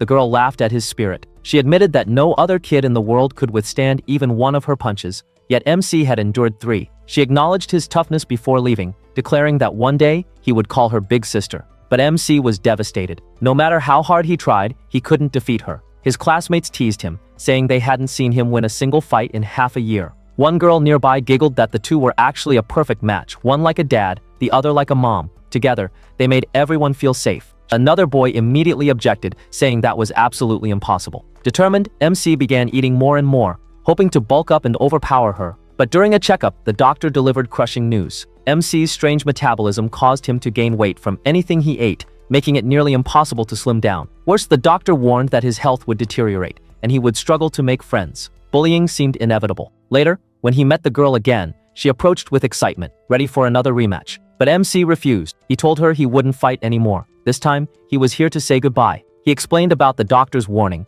about his decision to lose weight, and that kindergarten was ending. They were headed for senior classes, destined to part ways. Fighting her would no longer be possible. The girl froze, then began to cry. What do you mean you have no friends? Aren't I your friend? She shouted. She sobbed uncontrollably, telling him that in the whole world, he was the only one who could withstand her punches. Overwhelmed, she ran off in tears, while MC chased after her, begging her to consider him a friend too. That was the last time they met. Back in the present, MC told the flame spirit that she had been too strong, too fast. In the end, he could never catch up to her. After graduating from kindergarten, the MC never saw that girl again. He only heard bits about her from his mother, who mentioned that she was a distant relative. That explained why she wore the same fat chain that was also engraved into his own body. Later, she went abroad with her family for elementary school. Though they never met in person after that, the MC recalled that they stayed in frequent contact, often talking about weight loss during their conversations. The spirit, curious, asked him if she had also been trying to lose weight. In response, the MC pulled out a picture of the girl and showed it, saying, "This is her. This is what she looks like now." Meanwhile, somewhere else in the city, a different scene unfolded. A group of thugs cornered a girl, pestering her and asking unnecessary questions. They tried to threaten her, but she didn't flinch. With sharp defiance, she asked why they were even trying to intimidate her. Before they could answer, she grabbed the bald thug, spun him around, and slammed him into the ground. The rest of them rushed at her, but she effortlessly took them down as well. Back with the MC, he continued telling the spirit that this girl was none other than his cousin, Shishahua. He explained that they shared the same genes, but unlike him, she had trained far harder. The MC himself had been exercising daily since he was 6 years old, building strength over the years. Even so, he admitted that Xiaohua trained 10 times harder than he ever did, and the result was astonishing. While he had only recently transformed, she had already completely reshaped herself. Just then, the doorbell rang. The MC, still speaking with the spirit, casually mentioned how his cousin had actually succeeded in losing weight through sheer effort. But when he opened the door, he froze. Standing there in front of him was Shishahua herself. Seeing her in person left him emotional. His voice trembled as he said, You really did lose weight. And you're calling me brother." Xiaohua smiled and handed him a gift she had brought. When the MC unwrapped it, she explained that it was bear skin. Calmly, she told him that during her cultivation training, she had fought and killed 7 bears with her bare hands, and this was the proof of her strength. She then revealed the real reason she had come back. She was here to protect him. She knew he had also started cultivating. In fact, she had seen the viral video of his recent fight, the very battle where he faced a cultivator, and she recognized the final opponent who appeared at the end. That man had been her own mentor. Xiaohua's tone grew serious as she warned the MC about a rising threat. She explained that the demon cultivators who had appeared last time were not alone. Similar beings had started awakening all over the world. Each time, they caused chaos, possessing humans and leaving destruction in their wake. Their targets were always the same: cultivators who weighed more than 200 pounds. Those with sufficient physique were possessed, while others, weaker in body, were brutally slaughtered. She told the MC that the one he had fought earlier was just a newly awakened cultivator, inexperienced and sloppy. But now, a far more dangerous one was loose in the city. This one was infamous, a vicious demon cultivator known as the Rainy Night Fat Guy serial killer. His pattern was terrifying. He struck only on rainy nights, and so far, he had already killed over 20 overweight people. Right now, he was hiding somewhere within the city. The MC listened intently as Xiaohua explained the method of his attacks. The demon would approach fat men while pretending to be someone trustworthy. Once they let him in, he would unleash his magic, sucking away all their fat and vital energy. She recalled one recent incident. A man had been attacked and rushed to the hospital, but miraculously survived. When he awoke, everyone around him was stunned. He had become incredibly handsome, his body transformed after losing all his fat overnight. That man went on to become a celebrity, quickly rising in fame and wealth. Xiaohua admitted with a hint of jealousy that despite her hours of grueling work every day, she still earned less than him. But she also warned her cousin that this case was extremely rare. The survival rate of such attacks was almost non-existent. Most victims ended up drained to death, their lifeless bodies piled in grotesque heaps. She confessed she was worried for the MC, but upon seeing how slim and sharp he now looked, she felt relieved. Still, curiosity lingered, and she asked how he had managed to lose so much weight and when he had started cultivating. Before he could answer, the doorbell rang again. A voice from outside claimed it was a delivery. The MC, puzzled, asked Xiaohua if she had ordered anything. She shook her head. When he opened the door, his blood ran cold. Standing there was a man disguised as a delivery worker, but his aura was unmistakable. It was the demon cultivator. Feigning confusion, the man muttered under his breath. According to his investigation, this house should have had a high-quality fat person, yet the MC standing before him was clearly slim. Shrugging it off, he sneered, "It doesn't matter. You still have fat energy within you." Then without hesitation, he tried to suck the fat straight from the MC's body. But the MC had anticipated this. He instantly channeled his cultivation, erecting a barrier that blocked the attack. Even so, he could feel the weight of the strike. It wasn't weaker than the last cultivator he had fought. Before he could counter, Xiaohua stepped forward. She shouted for him to stand aside, then lifted the nearby table and hurled it at the demon, sending him flying across the room. In a blur of movement, she charged forward and unleashed her cultivation power, pummeling him relentlessly until she had struck him over 100 times. Finally, the demon collapsed unconscious. When he awoke, he found himself tied up, with the MC and Xiaohua looming over him. The interrogation began. They demanded to know why he was possessing fat people and absorbing their energy. The demon spat defiantly, refusing to answer. The MC's expression hardened as he warned, "Watch your mouth when speaking to my sister. Do you want to be beaten again? If you make her angry, she'll tear this whole house down with you inside." To his surprise, Xiaohua laughed, clearly pleased. She gave the MC a thumbs up and said, "That's the kind of support I like to hear. This will be fun."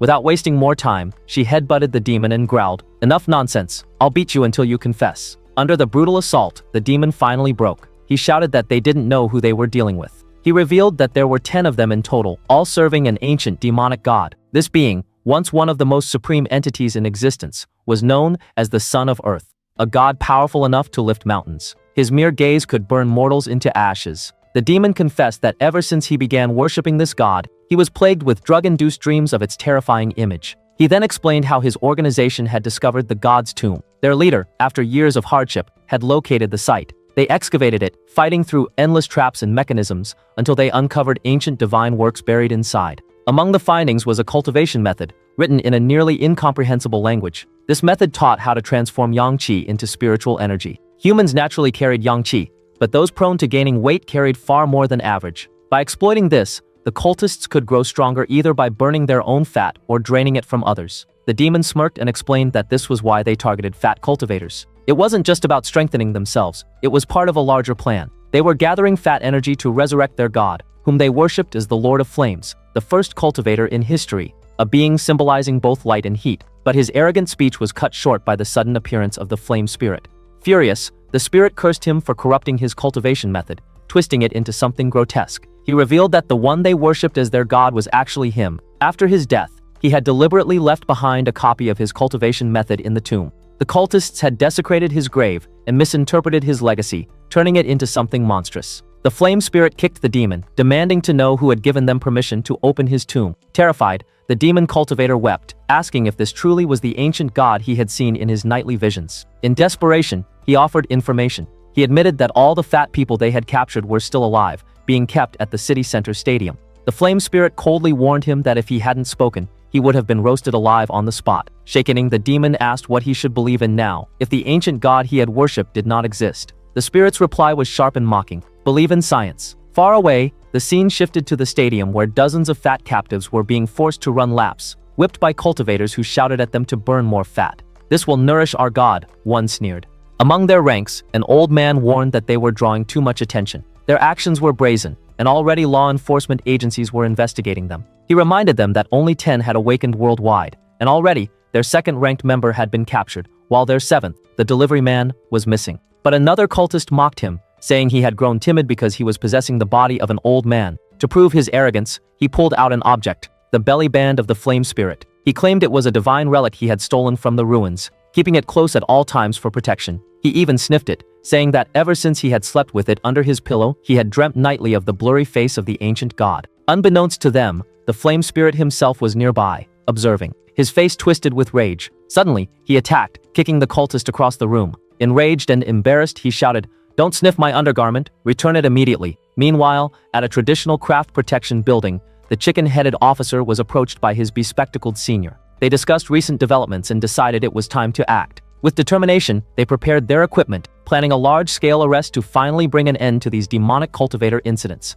Back at the cult's base, the old man sensed intruders. The cultists braced themselves, but the flame spirit stepped forward and shouted, "Intruders? I am the god you've been worshipping." One of the cultists dared to claim he was just a spirit, only to be slapped across the face. The MC then whispered to the flame spirit, asking why he had jumped down so recklessly just over an undergarment. The spirit scoffed and replied that his clothes had always been kept as souvenirs by countless admirers, but this piece was different. It was given to me by my wife. Of course, I have to get it back. That's the basic quality of a simp. His tone quickly darkened. Something about this place felt wrong. He pointed toward the corner, where a coffin lay. He realized that the cultists weren't worshipping him at all. They were trying to resurrect a corpse. His body might have been tampered with, and the thought of it filled him with unease. As he spoke, the cultivators closed in, their hands glowing with deadly magic, preparing for battle.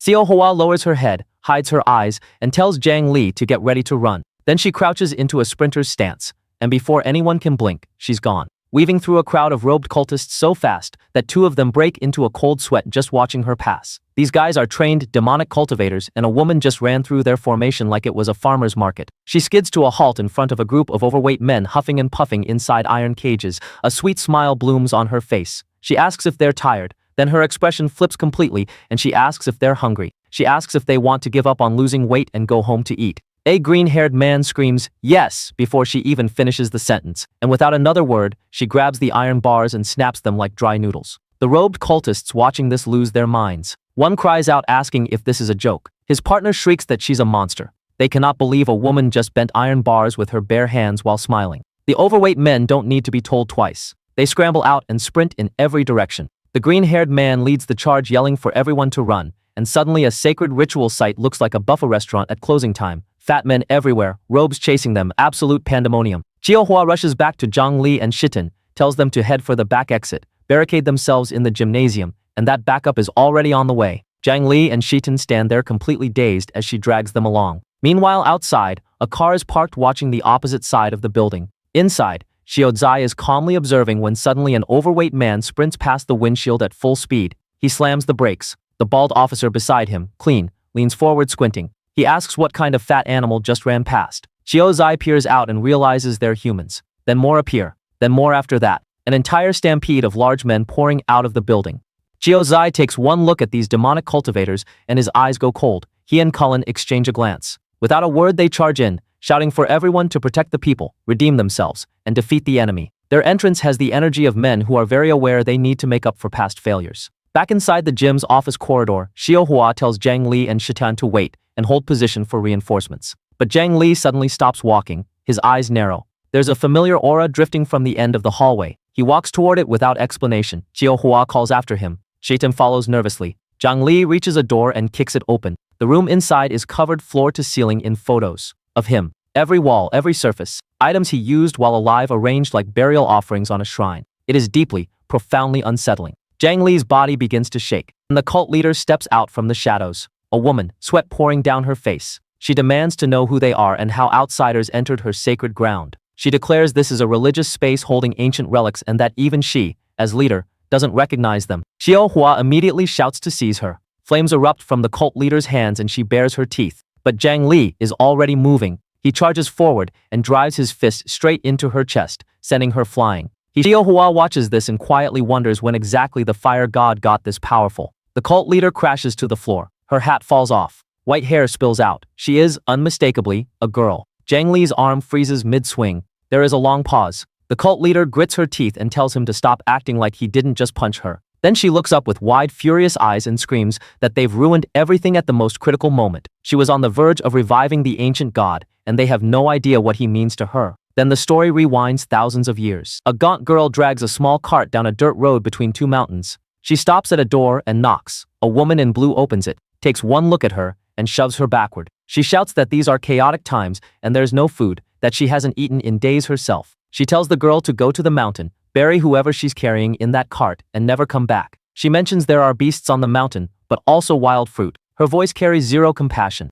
That night the girl eats berries on the mountain and vomits all of them back up. She's kneeling in the dirt, wiping her mouth when a voice crackles from somewhere nearby like the sound of a fire catching dry wood. The voice tells her she'll be dead within a day if she keeps this up. That the way to survive is right beside her. She spins around looking for the source. Then a red light pulses and two beams of light coil around her legs and knock her flat on her back. Her hat falls off. In front of her is an ancient tomb. And inside that tomb, hovering just above a crimson box, is a familiar wisp of a soul. Zhang Li, watching this memory unfold, goes very quiet. The girl picks herself up, looks at the tomb, and makes a decision. Dead people don't need treasure. She rushes forward and shoves the coffin lid open, whispering to herself that she's not afraid. Inside she finds rare treasures, pale light and an open wooden book. She stares at it. Kim drifts away. Half a month later, the woman in blue opens her door again expecting nobody and finds the girl standing there alive, holding a porcelain jar, looking considerably less dead than before. The woman is shocked. She says trading scraps won't work. There's no food anywhere. The girl smirks and says that's not necessarily true.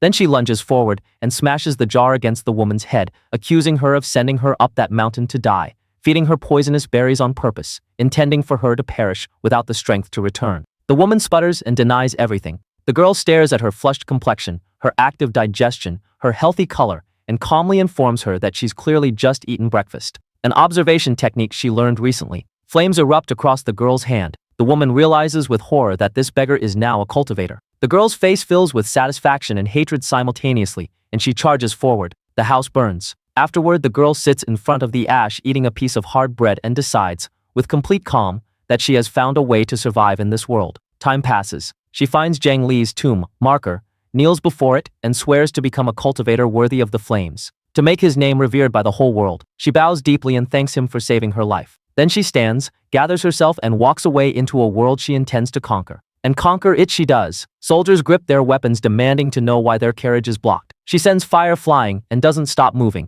A man with his hair in a bun flees screaming that no one survives being caught by the fire cultivator. A crowd of outcasts gathers below a mountain peak and looks up at her standing at the summit, declaring that she'll teach all of them her flames. She doesn't care if they do good or evil. She just wants her name spread everywhere. She laughs and says they're going to build a sect to worship the world's first fire cultivator as a god. The crowd erupts. Then the righteous swords come out. A man with a top knot attacks with a great shout about exterminating demonic cultivators. Blades close in from every direction. The cult leader struggles to control the flames. Eventually she goes still, swords through her body, face covered in filth. Her last thought before darkness is a single question. What would she do differently if given another chance? Back in the present she drags herself upright, eyes blazing, and vows that this time she will succeed. This time the entire world will fear her flames. Zhang Li stares at her, completely drenched in sweat. He cannot understand how she's still standing. Then before he can act, she turns and flees.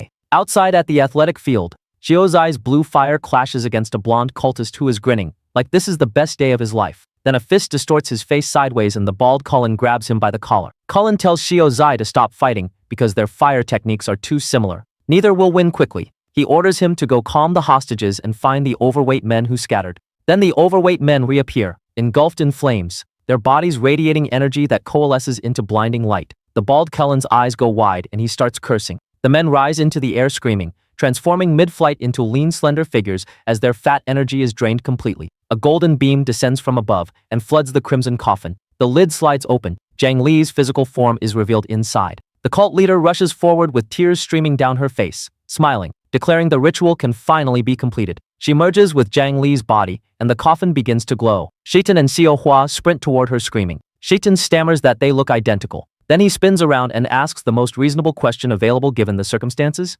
Is the figure rising from the coffin a zombie, or his own body? Zhang Li snaps back immediately. Any body from his era would have rotted into ash thousands of years ago. That's obviously impossible. Xiao Hua watches him with an exhausted expression. Zhang Li studies the double intently and concludes that the cultist stitched together a puppet modeled after his statue using absorbed energy. A cheap imitation. Disrespectful. He charges forward to destroy it. The cult leader flicks her wrist. Zhang Li is driven face first into the floor. She punches him in the cheek and keeps punching until he is comprehensively launched backward. He skids to a stop, looks up with murder in his eyes, and shouts that her movements are impressive but it won't be enough. He raises his arm and summons everything he has. A massive fireball materializes directly above her head. The explosion is enormous. Shiten and Xiao Hua go speechless. Shitan turns to Xiao Hua and asks if they should help. She shouts back that he's winning, clearly. Shitan patiently notes that while yes, the fire god is using flames to suppress the enemy and clearly has the advantage, Zhang Li lands directly on top of them, launched like a cannonball, cheek swollen, one tear forming in the corner of his eye. He informs them quietly that he is not winning. He begs them to block the path while he figures something out. Xiao Zai,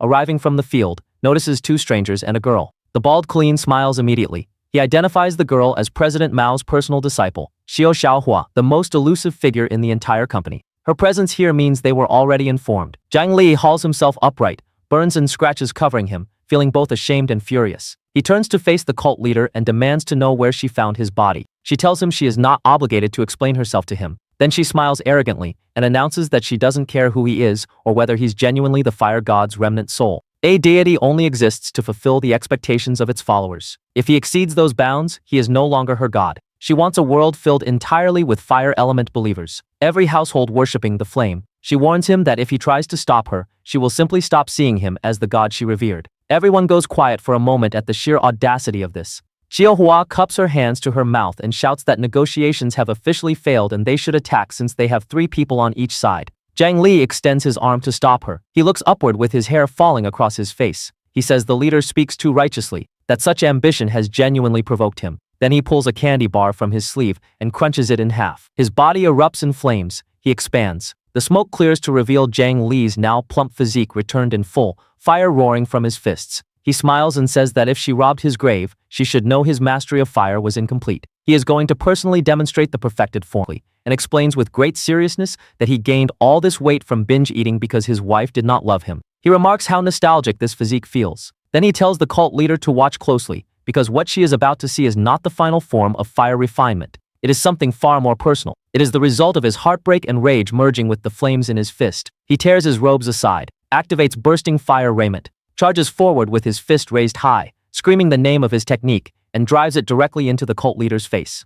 Chitin stands there completely soaked in cold sweat, wondering what any of this has to do with fire, because it looks exactly like his old fighting style. The cult leader smiles through the smoke and mocks him, soft punches. She tells him to use more strength. Then her body begins to tremble uncontrollably. She looks down at her fists. Something is wrong. Glowing red liquid erupts from her wounds and she cannot understand why one punch has made her feel this weak. Zhang Li bursts into delighted laughter and announces that her internal power has been completely incinerated. He offers to explain the technique and then flashes back, visibly, to the pain that created it. His wife slapping him, his wife telling him to get out, him sitting alone outside eating dry hard bread, tears running down his face, walking through trees toward a house in the woods every night hearing laughter and voices that weren't his, punching tree trunks over and over in the dark to vent feelings he had no other way to release. Night after night, tree after tree, every trunk behind the house eventually broken clean in two. He comes back to the present with a proud, if slightly tragic, smirk. Through constant repetition he mastered the art of concealing flames within his fists,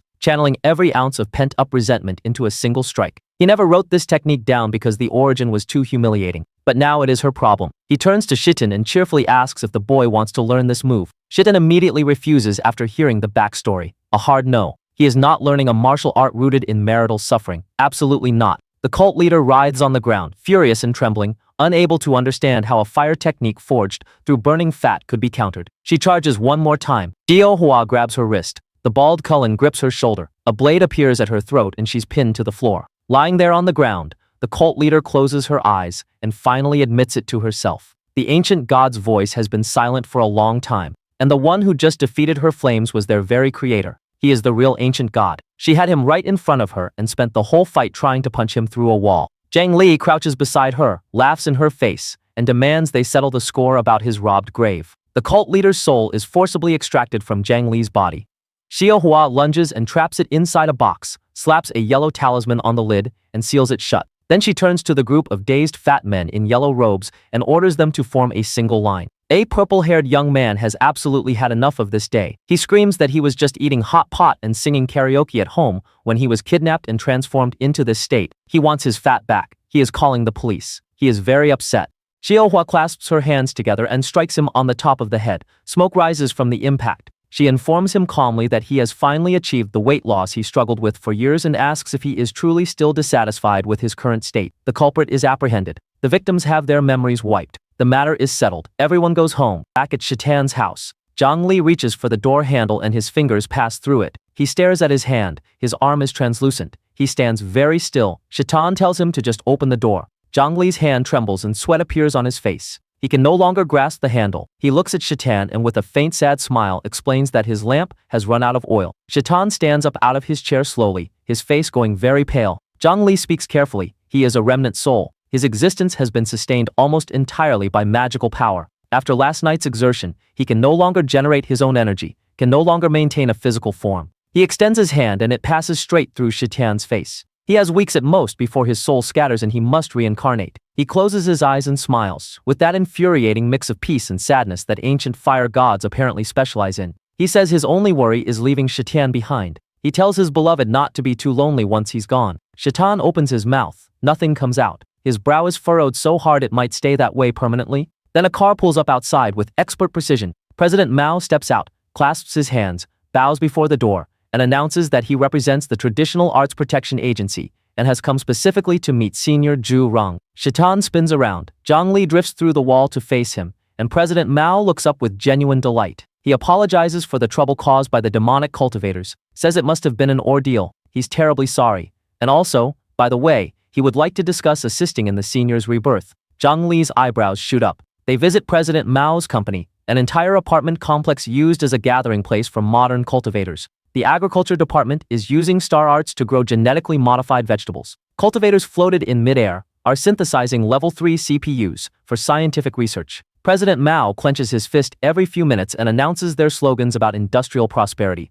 The hallway staff bow and call him boss. He waves them off each time and repeats with total sincerity that he is merely a servant of the people. They stop before a massive blue gate, the History Research Division. The door swings open. Inside, in a large glass tube, is Zhang Li's physical body. Zhang Li stares at himself, his remains, preserved perfectly for thousands of years. He cannot feel even the slightest connection to it and is immediately offended. President Mao explains. After the Great Battle, the body was recovered and carbon dated to over 1,000 years ago. The funeral performed by whoever buried him was grand, possibly the grandest in the region. However, the organs and brain were removed and mummified. A human has 3 souls and 7 spirits. The body contains neither. The organs, still inside the original coffin, hold the 7 spirits. Without them, the soul cannot recognize its own vessel. Zhang Li's expression goes heavy, so in the end, he must. President Mao raises his voice. No. He gives a thumbs up. Just last night, they extracted the location of the burial site from the captured demonic cultivators. The mausoleum almost certainly contains the brain and internal organs. If found, President Mao's specialty in soul summoning can reunite everything. Zhang Li can return to his original body. Zhang Li's face explodes with emotion. He turns to Shitan. Does this mean that if they find the tomb and retrieve the brain and organs? President Mao nods warmly. He then pauses and explains with deep apologetic sincerity that as a stay-at-home enterprise they cannot officially authorize a tomb raiding mission. They are very sorry about that. Zhang Li and Shitan will have to personally go and dig up the grave themselves. Shitan's eyes light up immediately. As long as there is a chance, he is satisfied. A bewildered voice comes through the door, wondering who this expert disciple of ancient feng shui even is, and Duking bursts in with a bright smile calling Shitan brother and immediately volunteering for the mission. A few hours later the team is assembled. Xiaohua sits with her arms crossed looking serious. Duking can foresee danger in advance, she says. She herself will handle peripheral support from outside. She cannot enter the tomb due to her unique status with the organization. Xiaohua then pulls out a photo of the tomb. Everyone leans in. She tosses it aside, finds a hidden door behind the wall and produces a map. An enormous, chaotic, maddening map. Shitan covers his mouth and shouts that this is a maze. Duking wonders aloud who builds a tomb like this. Xiaohua calmly explains this is only the first floor. The fire god's body is outside it. Burial offerings are scattered across floors 2 through the 10th. Half the demonic cultivators who raided it previously either died leaving skeletons behind or went insane. The survivors, she explains with a terrifying expression, begged for mercy before coughing up blood and dying. This map was extracted last night from the cult leader under significant pressure. Shitan grabs Zhang Li by the shoulders and shouts asking who built this thing.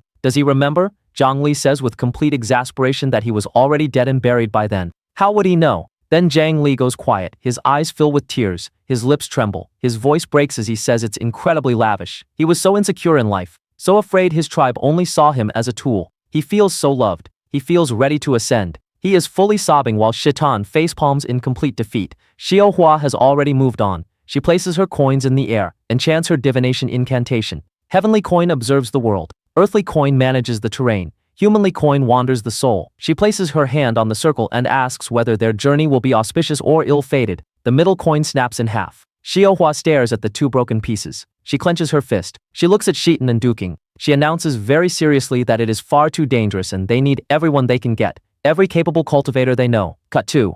An old man peacefully walking his dog on the street. He and the dog both scream when a large white bamboo rat spirit appears. Po Tian explains calmly. No, it's a rat. Shitan welcomes the teacher inside with great enthusiasm. The team drives up a mountain slope. Below in a valley sits a long abandoned village. They set up camp for the night. The bamboo rat spirit plays cards with Duking and Xiaohua. Duking shouts airplane and asks for a cappuccino. Zhang Li stands apart gazing into the distance, a faint smile on his face, wondering if this is where he lived once. Shitan approaches and asks what he actually did for a living, because he keeps getting sentimental. Zhang Li's eyes sparkle. He says he taught humans how to make fire. Shitan stares at him. What? Zhang Li explains with complete conviction. His era was primitive. Many tribes still ate raw meat because they didn't know how to start fires. They could only wait for wildfires and then carry torches carefully so the flame never died. He was a fire cultivator. His mission was to travel from tribe to tribe and teach them. The flashback shows him sweating furiously, rubbing sticks together in front of a crowd of stern, primitive men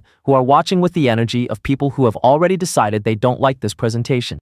He finally produces a flame, raises it triumphantly, wipes his face, and asks cheerfully if they got it. 4 primitive men cheer. Then they ask if he can come back tomorrow and do it again for them. He absolutely refuses. Learn it yourselves. The translator relays the tribal chief's message. He says Zhang Li is the finest fire. He wants him to settle down. He will give him several daughters in marriage. Zhang Li raises his arm and says he already has a wife, and he doesn't want their daughters and bring him your smartest people immediately so he can teach them properly and leave. Not every tribe is cooperative, however. The Zooland clan's chief is enormous and their culture considers making fire a lowly and menial task beneath their dignity. Also, their hospitality offering is the severed hands of their enemies, which are considered a delicacy, and if Zhang Li doesn't eat them, he is no longer a guest. And if he refuses to be a guest, the next visitor will receive his hands for dinner. Zhang Li's face goes completely dark. The Haiyan clan detests fire entirely and considers fire cultivators something to be cooked rather than consulted. Zhang Li and the translator are tied to a log and carried toward a volcano before they manage to beg their way out of it. The translator shouts to just say spare my life quickly before we are both roasted.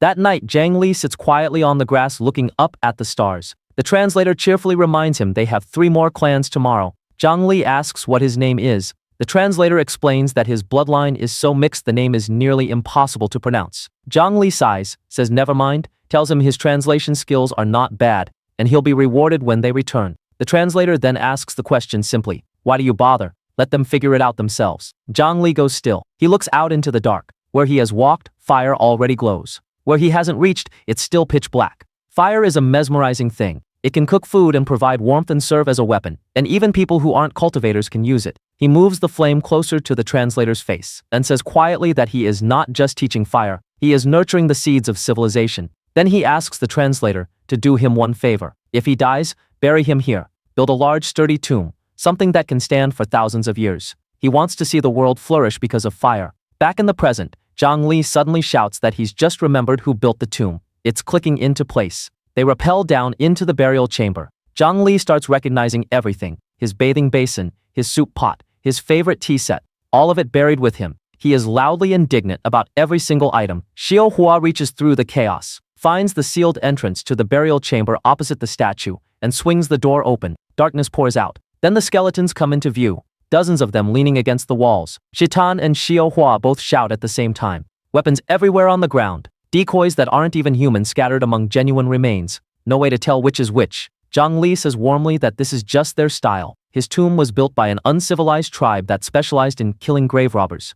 He feels the way a teacher feels when all his students get into top universities and then buy him a house and a car. It is indescribable joy. Xiao Hua tells him to shut up and they go in. Xiao Hua explains she can't enter the tomb itself due to her status, but will be their guardian from outside. Contact her immediately if anything goes wrong. Duking cries at this. The bamboo rat spirit grabs Po Tian's shoulder. Duking says with a trembling voice that he is scared. Shaitan curses. Po Tian says it's too crowded. The bamboo rat barks. Ang Li pops up behind the two of them and says cheerfully that he has read several tomb-raiding novels since arriving in this era, and in situations exactly like this, a boulder usually rolls in to block the exit and trap everyone inside. He is very excited to explain this. Xiao Hua raises a fist and tells him to stop. The door slams shut with a massive bang. A stone slab drops. The skeletons begin to move. Outside, Xiao Hua pounds on the sealed door, wondering in a panic if it's truly closed. She hears footsteps behind her and spins around. A cracked statue is already falling. It crushes her into the ground.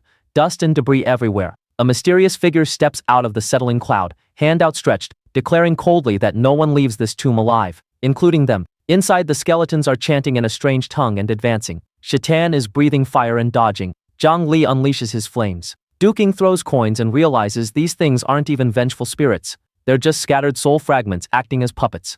A mechanical trap. Simple in concept, chaotic in execution. Po Tian pushes up his glasses and announces calmly that the plan here is far too simple. He calls out a fusion skill, transforms into a bamboo shoot, merges with the mole spirit, and in bamboo form atop the creature, declares that he is now functioning as a radar. His branches and leaves combined with the creature's burrowing speed will map the entire labyrinth. They should wait for his signal. He will leave clones behind to guide them. Shaitan watches this with absolutely no expression. The master's grand display. Outside, the mysterious figure looks down at the statue crushing Xiao Hua and kicks her arm to test for signs of life. He notes calmly that the statue weighs at least several tons and concedes she likely wouldn't have been defeated so easily without the accident. Then her arm shoves his foot away. He stares. She is still conscious. In an instant, Xiao Hua hurls the statue aside and pins him to the ground. She looks down at him with complete calm and explains that she was quite heavy as a child. She trained hard to lose the weight. She integrated all that fat energy into her bones, making her body as tough as iron and steel. And stone, she informs him, cannot break steel. She rips his mask off. Underneath it is a face identical to Zhang Li's. Inside, Po Tian's bamboo branch is pointing the way. Shaitan leads the group following the signal. They stop before a massive door covered in ancient script. Zhang Li scans it, and his expression curdles immediately. He translates it out loud with increasing fury. The inscription announces that a fire element cultivator betrayed by his wife is buried within. He died harboring deep resentment after being crushed by falling rocks at night. Throughout his life, he provided fire for everyone. After death, his body was hacked into pieces for human experiments before being sewn back together. His hatred was so profound he transformed into a white-haired ghost. Since then, the tomb has been plagued by incidents. Every night at exactly midnight, the ghost appears to devour hearts. He targets every living soul nearby. He is about to arrive right now. Run. Zhang Li is vibrating with indignation. He demands to know how they could use a stone tablet to write this. Was it free? Shaitan shouts back that whether it's a smear or not doesn't matter. Is there any information on how to actually open the door? They are about to die. Zui Jing adds helpfully that Po Tian has triggered over 100 traps while scouting, and various toxic things are also currently on their way. Shaitan stares at the dial on the door. His mouth hangs open. Duking says she might be able to figure out the combination. She's cracked harder problems while cheating on exams. Then a massive boulder slams into them. Everyone grabs what they can. Zui Jing lifts the boulder. Zhang Li and Po Tian attack the skeletons. Hours pass. They are still at it. Eventually, everyone is standing exhausted before a large portrait of Zhang Li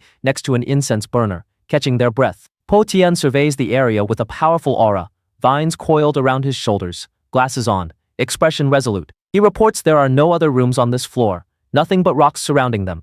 This appears to be the end. Duking agrees. Furthermore, nothing strange is chasing them anymore. Zhang Li, flames in hand, says he's not so sure. An iron pot begins to billow smoke and fire from nowhere. Everyone starts shouting at once. Another mechanism, another stone tablet with the same inscription repeating. On the other side, Xiao Hua grabs Zhang Li's doppelganger and says, "Disguising yourself as the fire god doesn't mean I'm going to go easy on you." The elder wearing the disguise doesn't try to run. He smirks and says destroying his body is pointless. He died long ago. This clay vessel is temporary. His head falls off on its own to demonstrate. His soul emerges and hovers before them, introducing itself as the guardian of this 1,000-year-old tomb. He has something to explain, but first, cut back to the past. The translator is asleep at home with his legs sprawled out, enjoying his day off, absolutely refusing to write any love letters. Someone bursts in and yanks the curtains open. The fire god is dead, crushed by a falling rock. Here is the official notice. It's spreading through every nearby city. The translator rushes to the room. The doctor says it's too late. He has already passed his natal flame to his wife. He is here. If you want to say goodbye. The translator looks at Zhang Li on the floor and absolutely falls apart. He is reduced to a mess of tears and mucus. He wails that the man has been crushed into such a disaster he can't even find the head. He turns to the bystanders and asks why none of them are weeping for the man who saved them. They offer various responses. He brought it on himself. He just wanted to show off with a stone formation. Nobody asked him to stay. The translator cries even harder. Then he realizes he is not holding a head. He is holding a leg. He remembers. Build a large sturdy tomb, strong enough to withstand thousands of years. He wants to see the world flourish because of fire. The translator bows and begs to be allowed to handle the funeral personally. He picks up the remains and walks out with a shovel. Then a large figure appears behind him, the chief of a nearby tribe, and several large men behind him, all remarking on the fragrant scent. The translator shouts at them not to touch him. The chief waves the concern away. They are changing their way of life out of respect. They will help. That night the translator sits alone on the mountain thinking about Zhang Li's words. Where he walked there is light. Where he hasn't reached, still darkness. He wasn't just teaching fire. He was lighting civilization's way. And then over 100 tribes from the Central Plains arrive, ready to build, ready to protect this tomb forever. The translator weeps with sorrow and joy tangled together completely. Duong's companion laughs and slaps his own forehead. Barbarians like them value loyalty above everything, he says. The man helped them all his life. Of course they came. They begin the burial, planning a massive tomb, warm in winter and cool in summer. They call for more men. Then the chief mentions one simple condition. The translator provides the meals. There is a very long pause. The translator has nothing. He just became unemployed the moment Zhang Li died and is demanding his tears back because this emotional investment has been completely wasted. The chief argues that their sincerity is real, but their stomachs are also real. The old man says they're poor and can't build with bare hands and no food. The chief suggests perhaps they eat part of Zhang Li and bury the rest, using the limbs as labor payment. The translator freezes. Something activates in his brain. He holds up a hand and says there might be another solution. Cut 2. Two brothers trekking through a frozen wilderness. The older one's nose is running and he cannot feel his feet. He says they're going to die out here. The younger one says this is the wilderness. What did he expect? Then a hand touches them from behind and they scream. Then lights appear. Handsome men bowing at 90 degrees, welcoming guests to a new establishment. The translator stands at a reception desk and launches into the most enthusiastic sales pitch in ancient history. He explains, renovated a cultivator's tomb into a fully operational horror-themed amusement park. Various traps throughout. Authentic ghost experience. If you're not scared, you don't pay. Completely safe. Staff everywhere. They will carry you out if you faint. Perfect for young people with dull lives. Sign up now and get a discount code. The brothers wave their hands nervously and say they just wanted somewhere to sleep. The translator slams his hand on the desk and shouts that they have come to exactly the right place. The amusement park opens. Zhang Li's face is on everything. The Ferris wheel, the drinking cups, the souvenir stands, horror floors with authentic traps, rolling boulders, poison gas, mannequins, children visiting with their parents who tell them they're going to fight the resentful fire god. The translator dressed as Zhang Li himself directing the experience. The park becomes so famous it opens 3 branches. The tomb of the fire god's wife. The tomb of the fire god's dog. The tribes rally around it. Their whole economy runs on this mountain and this dead man's memory. Back in the present, inside the actual tomb, Shaitan finds a jar. It's the limited edition souvenir awarded to the 1000th guest to complete the ghost floor. He hands it to Zhang Li. Zhang Li opens it. He goes completely still. Then he starts screaming. These are his internal organs. His organs have been packaged and given away as theme park merchandise. He announces they need to leave this cursed place immediately. The guardian soul explains himself in the meantime. He is the translator. He has been protecting this site since his death, using mechanical traps and skeleton puppets to maintain the atmosphere and drive off grave robbers. He controlled them personally. He is sorry his skills were lacking. He did his best. He did not betray his conscience or his promise to Zhang Li. Zhang Li appears through a boulder. He looks at the old soul for a long moment. Then he slaps him and sarcastically says thank you. He rolls up his sleeves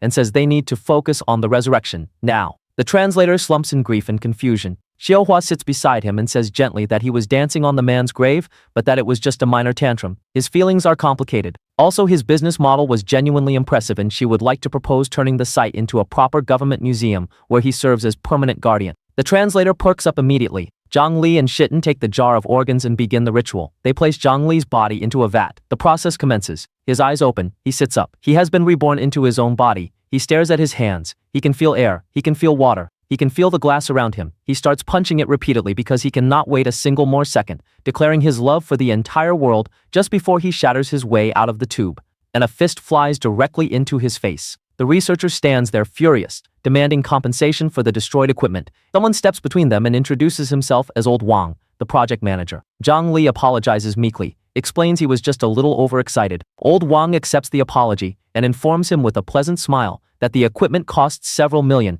and someone of his abilities could absolutely work it off in a few years. He will forget the whole matter if Zhang Li agrees. Zhang Li faints instantly. He is revived. He shouts immediately that they said he was important and irreplaceable. Old Wang clarifies calmly that he is useful, not indispensable, and they really only need his historical data from his era. He then leads them to a room where a boy lies asleep, surrounded by an unnatural, bone-chilling cold that hits them the moment they approach. Old Wang explains. They found this boy near the tomb site. He collapsed in the street and his body suddenly manifested a supernatural power that froze everything around him. 12 workers were rescued. The entire road had begun to ice over. The boy has been in a coma ever since. The cause, Old Wang says carefully, is an ancient cultivator's soul residing within him. From the few words the entity spoke, they were able to identify it. He reveals the name with deliberate weight, the water ice god. Zhang Li's face goes absolutely dark, an old acquaintance. He manifests a fireball so enormous that even Shaitan goes wide-eyed, wondering when exactly the fire god became this powerful.